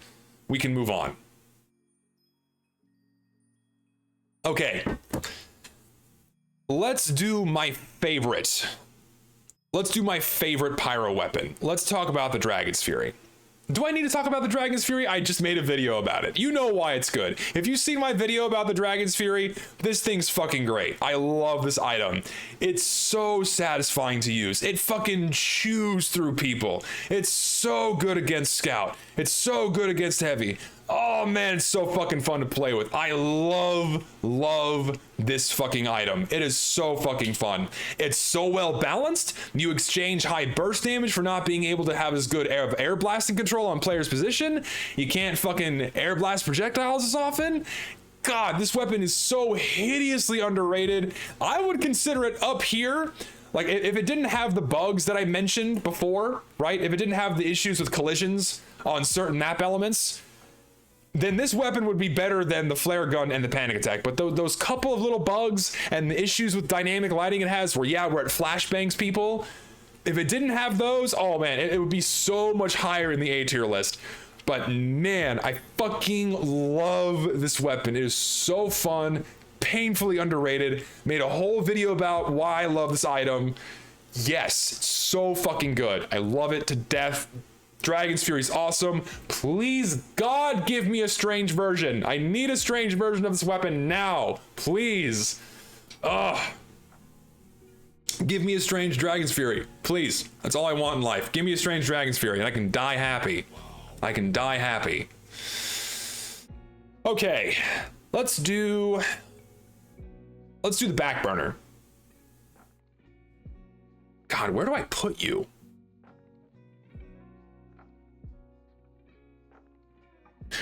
The back burner is interesting because the back burner is really good.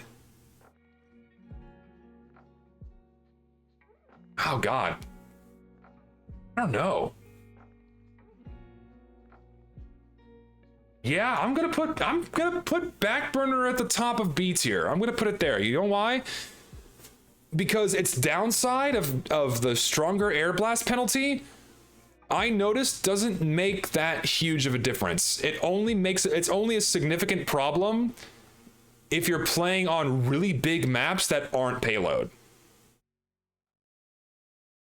Because there's fallen ammo kits everywhere. You have the payload card to play with.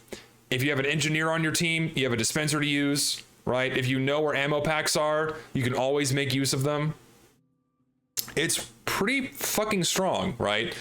The only time this weapon sucks is when you're caught out alone. You have, you know, ammo for like one air blast, and then you use that air blast, and then you're fucked because you've got like 38 ammo left, and you're caught out by yourself. So you gotta bail out and find more ammo, or you die fighting until your flames run out. That's the only reason why this thing is worse than any other flamethrower, is because in those rare instances when you're caught out with no ammo, you fucking die because you've used that air blast and then you've crippled yourself, right? That's it. Yeah, if you have a good sense of ammo management and you can time your air blasts really well, back burner, really fucking good. But because of those rare instances where you run out of ammo, It's lower in tier than the stock flamethrower and the degreaser. And also the crits are a little bit janky. Hit reg on those, you know, it uses the funky, you know, it uses it the hitbox on that's funky. It's not consistent, but sometimes it plays in your favor to the point like, did that really need to count as a crit? You know, so it flip-flops back and forth between the crits not working and then the crits working. It's weird, but it's still pretty good. And yeah, if you pair it with like the thermal thruster, which I guess we'll talk about next, then this thing becomes a bit more of a fucking menace. The thermal thruster is interesting. I'm gonna put it at the top of C tier. The thermal thruster is interesting. You can do a lot with the thermal thruster. It increases the Pyro's mobility by a ridiculous amount. The only problem with this weapon is that the switching speed on it fucking sucks cock. It sucks such massive fucking cock that I never want to use this thing. I hate it. Unless you perfectly time your weapon switches after you get up off the ground so you can have your flamethrower out by the time you land again, this thing sucks because you're not able to attack again by the time you land unless you're doing like more of a horizontal jump to bail out. If you're doing like a high vertical jump to get the jump on someone, then kind of like pop down on their head to attack them, then you gotta time the weapon switching speed, but otherwise it's just so painfully slow. And the recharge time on it too, I think it's okay, maybe speed it up a little bit, but it's like the detonator where you have to put in a lot of work to be really good at it. But in order to be good with the thermal thruster, you have to put in a fuckload of time and a lot of practice in order to get good with it. And this, I think, is far more situational than the detonator is, because the detonator, you can pretty much use it and be effective with it at any time. The thermal thruster is only good when you know you can get the jump on somebody and come up on them from behind while you have the high ground, right? If the player is seeing you jump with the thermal thruster, you're sitting duck, right? Because they're just going to shoot at you in the air. When you're in the air, you can't retaliate at all, like a soldier can if he's rocket jumping, right? He can shoot down rockets on somebody. If you're a fucking pyro, you're fucked. You're a sitting duck in the air for everyone to shoot at, right? It's only good when they don't know you're there, right? Or if they don't hear the jetpack fire off, right? If they don't see you, then this weapon is good. If they see you, you're fucked. It's only useful for escape if they see you and you're far enough away, right? But if they see you use this thing, they can easily pick you out of there, like a direct hit, a sniper, a sentry gun. It's just, oh, there's so many things that counter this item, that counter this item's mobility, that it prevents it from being better than a C tier, like a high C tier. But you can still pull off a lot of crazy fucking shit with it. You can do a lot with this item. You can do crazy jumps with it. You can get the jump on people. You can combine it with the flog and go fucking crazy. You can combine it with the back burner and be a fucking menace if you sneak up on people from behind. You can, I guess if you want to, you can stomp on people's heads because it does the same thing the man treads do, and it does bonus damage when you slam on someone's head with it. You can do that. It has the stupid addition where it sets people on fire when you blast off, or no, it extinguishes people when you blast off. Don't know why that's the thing, or why that's a thing, but it's just, it's bad more often than it's good. It's bad more often than it's good. Easy. All right, we're down to the last two more to go.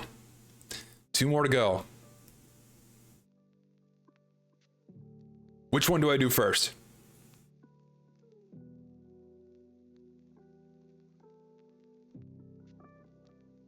Nope, I'm letting you guys decide. Which one do I do first? Third degree or scorch shot?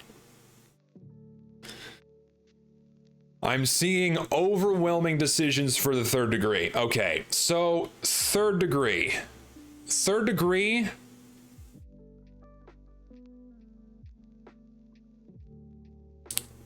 Oh man, I'm gonna put you here.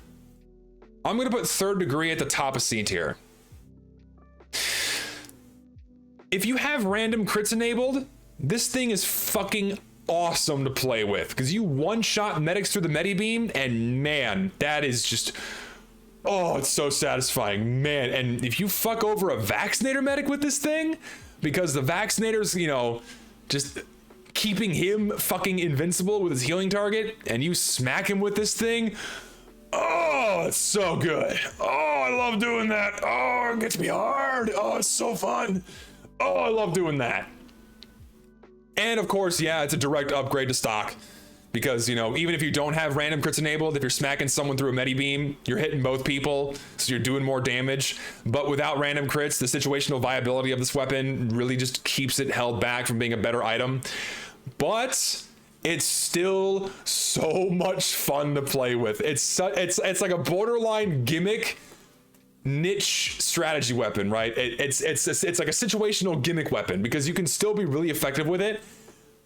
You know, if you get 2 swings off on the medic and if he has anything less than 130 health, he's fucked. It is so fun to use this thing. And even non-crit kills with this thing is just, the 3rd degree is my favorite pyro melee, hands down. I love using this thing. I almost always run it because just on that off chance you can kill a medic through the medi beam and they flip out because they never see anyone use this item and they fucking die to it and they go, what the fuck just happened?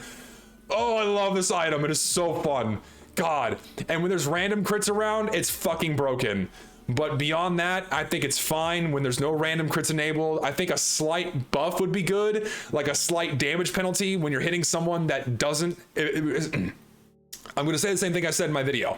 A slight damage penalty against players who aren't being healed by a medic, and then a slight damage bonus against players who are being healed by a medic. That's the way to tweak this item. Then this thing is fucking great. And then remove random crits on it. This thing should not have random crits, period. Remove random crits on the 3rd degree. That's it. That's what it needs. But this thing is so fucking fun. It's so situational. Oh, I love it, but it's not better than anything up here. It's not better than anything up here, but this thing is, it's so fun. Oh man, I love, this is definitely, next to the Dragon's Fury, it's definitely my favorite weapon for Pyro. It is so fucking fun. It's my favorite melee for Pyro. This is my favorite primary for Pyro. It's so fucking fun. God, I love the fucking 3rd degree. It's despite how... just you know. If you haven't seen my video on it, all of my thoughts are well more readily conveyed there. But yeah, that 3rd degree is just, yes, love it. Oh, okay. Last but certainly not least, we have this piece of shit. We have the fucking Scorch Shot. I fucking hate this weapon. This weapon is so painfully brain dead easy to use. It is so fucking awful. It's awful to play against. It's brain dead to use. This thing requires no effort to do a terrible amount, like a ridiculous amount of damage, right? Again, I made a whole video on this thing. It's fucking horrible. It's objectively the best flamethrower for Pyro because of its ease of use and how much damage you can do. And it makes it easier for you to use because it has the stun lock. If you land a direct hit with this thing, it pretty much guarantees that the mini crit's gonna hit the same guy. And if anyone's nearby, they're all gonna get set on fire too. And it has a blast radius. What the fuck? It's, oh my god. Oh man, brain just turns off whenever you use this item. It is so fucking awful. And you can flare jump with it. Not as high as the detonator, but you can flare jump with it. It destroys sticky bombs. Why? I forgot that, yes, the detonator also destroys sticky bombs, by the way. The explosion on the detonator can remove a sticky. But this, you don't even have to time the explosion. You just fucking and just remove sticky bombs. It's gone. This weapon is so good. It makes Pyro a fucking menace. You're playing against a Scorch Shot Pyro who's competent. Oh my god, it's awful. It's horrible. It needs a nerf. It is one of, I think, it's one of the weapons that is in most need of a nerf in this game. Period. I think remove the stun lock on this thing. This thing should not be a hard stun on players. It kills momentum. It doesn't kill directionality, but it kills momentum. And it sucks because it pops you in the air like the old air blast did. and makes you a sitting duck to everything else that's around you. You're fucking screwed when you're hit by this thing in the presence of multiple enemy players. You're fucked. You're just gonna die. It's horrible. And the amount of damage it does is one shot from this thing does more damage than any other Pyro primary, assuming you get hit by the secondary flare hit, right? I say keep the double hit, but don't make it guaranteed by the stun lock, because the stun lock, any stun lock in this game fucking sucks to play against. I fucking hate it, right?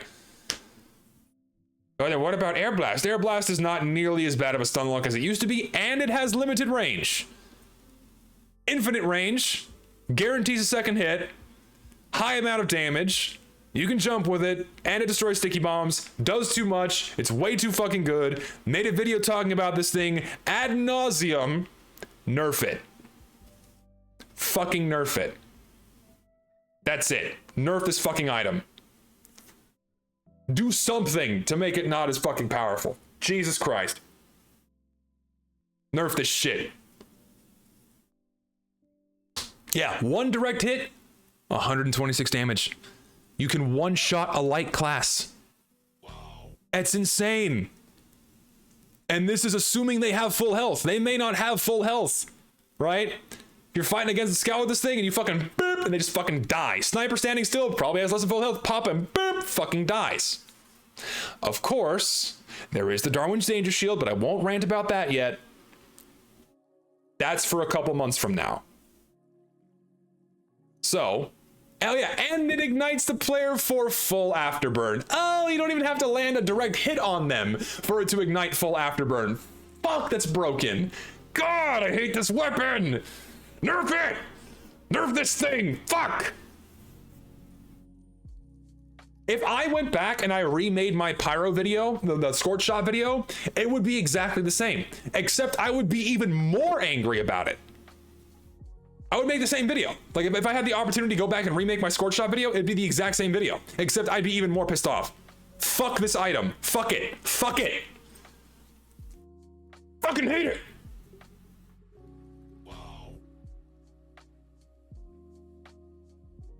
I think we're done.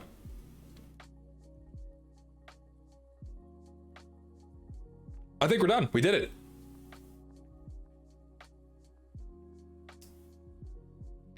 We did it, guys. First tier list done. That's it. It's complete. Yeah. Awesome. We did it.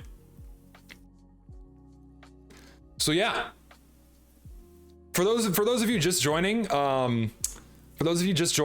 don't worry. I'm going to edit this VOD and I'm going to upload it to my YouTube channel. So if you want to check it out there, it will be uploaded sometime next week. So don't worry, you didn't miss anything. It'll be on YouTube, so it's all good. So after looking at this tier list, I'm really surprised how good it is. Honestly, I feel like a lot of people would agree on this. It's my totally objective tier list, man. That's it. Lollychop is F tier because it's the same thing as the stock Fire Axe, except it enables Pyrovision, and I hate Pyrovision because it just puts more particle effects on screen that distract you and make it so you can't see shit. So it's an E tier. It's fucking horrible. So yeah, that's all I have for today, guys. So I really appreciate you guys stopping by. This is a lot of fun. Next week, same time, same place next week, Thursday, 2:45 p.m. U.S. Central Time, I'm going to be doing the next tier list. The class has yet to be decided because they're chosen at random. So tune in next week, Thursday, 2:45 p.m. U.S. Central Time, and I'm going to be doing the next one. And for the next 8 weeks, I'm going to be doing a tier list for each class. And then when it's done, I'm going to edit the VOD and I'm going to upload it to YouTube. So if you guys can't tune in for each one, or if you don't want to, you can check out the VOD on my YouTube channel when it's done. So yeah, that's the plan. I'm really glad I decided to do this because this was a lot of fucking fun today. I can't wait for next week. I can't wait to see what class comes up for next week. I'm interested to see. I'm kind of excited for Heavy. I got a lot of stuff I want to say about Heavy. I got a lot of stuff I want to say about Scout. Got a lot of stuff I want to say about fucking Engineer. Those are the classes I don't talk about that much. those coming up, those are going to be fun streams. So tune in next week. I'll say it again, Thursday, 2:45 p.m. US Central Time. We're going to do the next tier list. It's going to be fun. Be there, be square, and it's going to be a good time.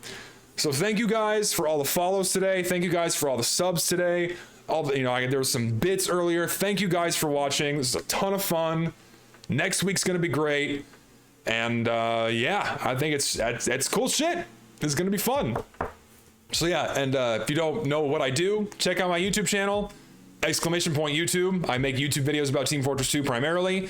Hit me up on Twitter, !Twitter. Follow me there if you want to hear about more stuff unrelated to TF2 or just want to see me do stupid shit. Twitter's got that for you covered. Hit me up on YouTube, subscribe, whatever you want to do. Like, subscribe, shit on me, fucking say, oh, you're bad at the video game, anything you want, I'm here for you. It's awesome. And also, the unedited VODs are going to be available to my patrons and to people inside of my Discord.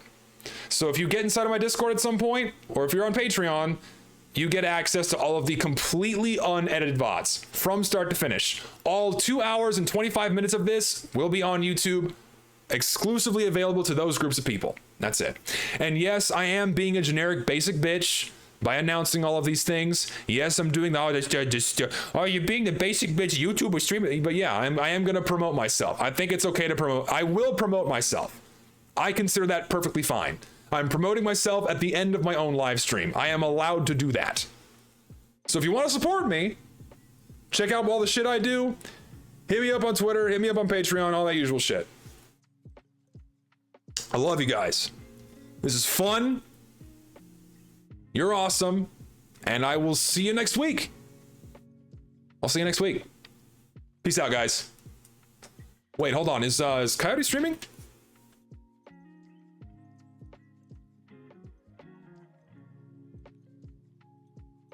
She is. Let's raid Coyote Moon. Did I spell that right? Yes. Go say hi to Coyote. She's a lovely lady. She's doing the VTuber thing. Very, very chill, very entertaining to watch. Go say hi. All that usual shit.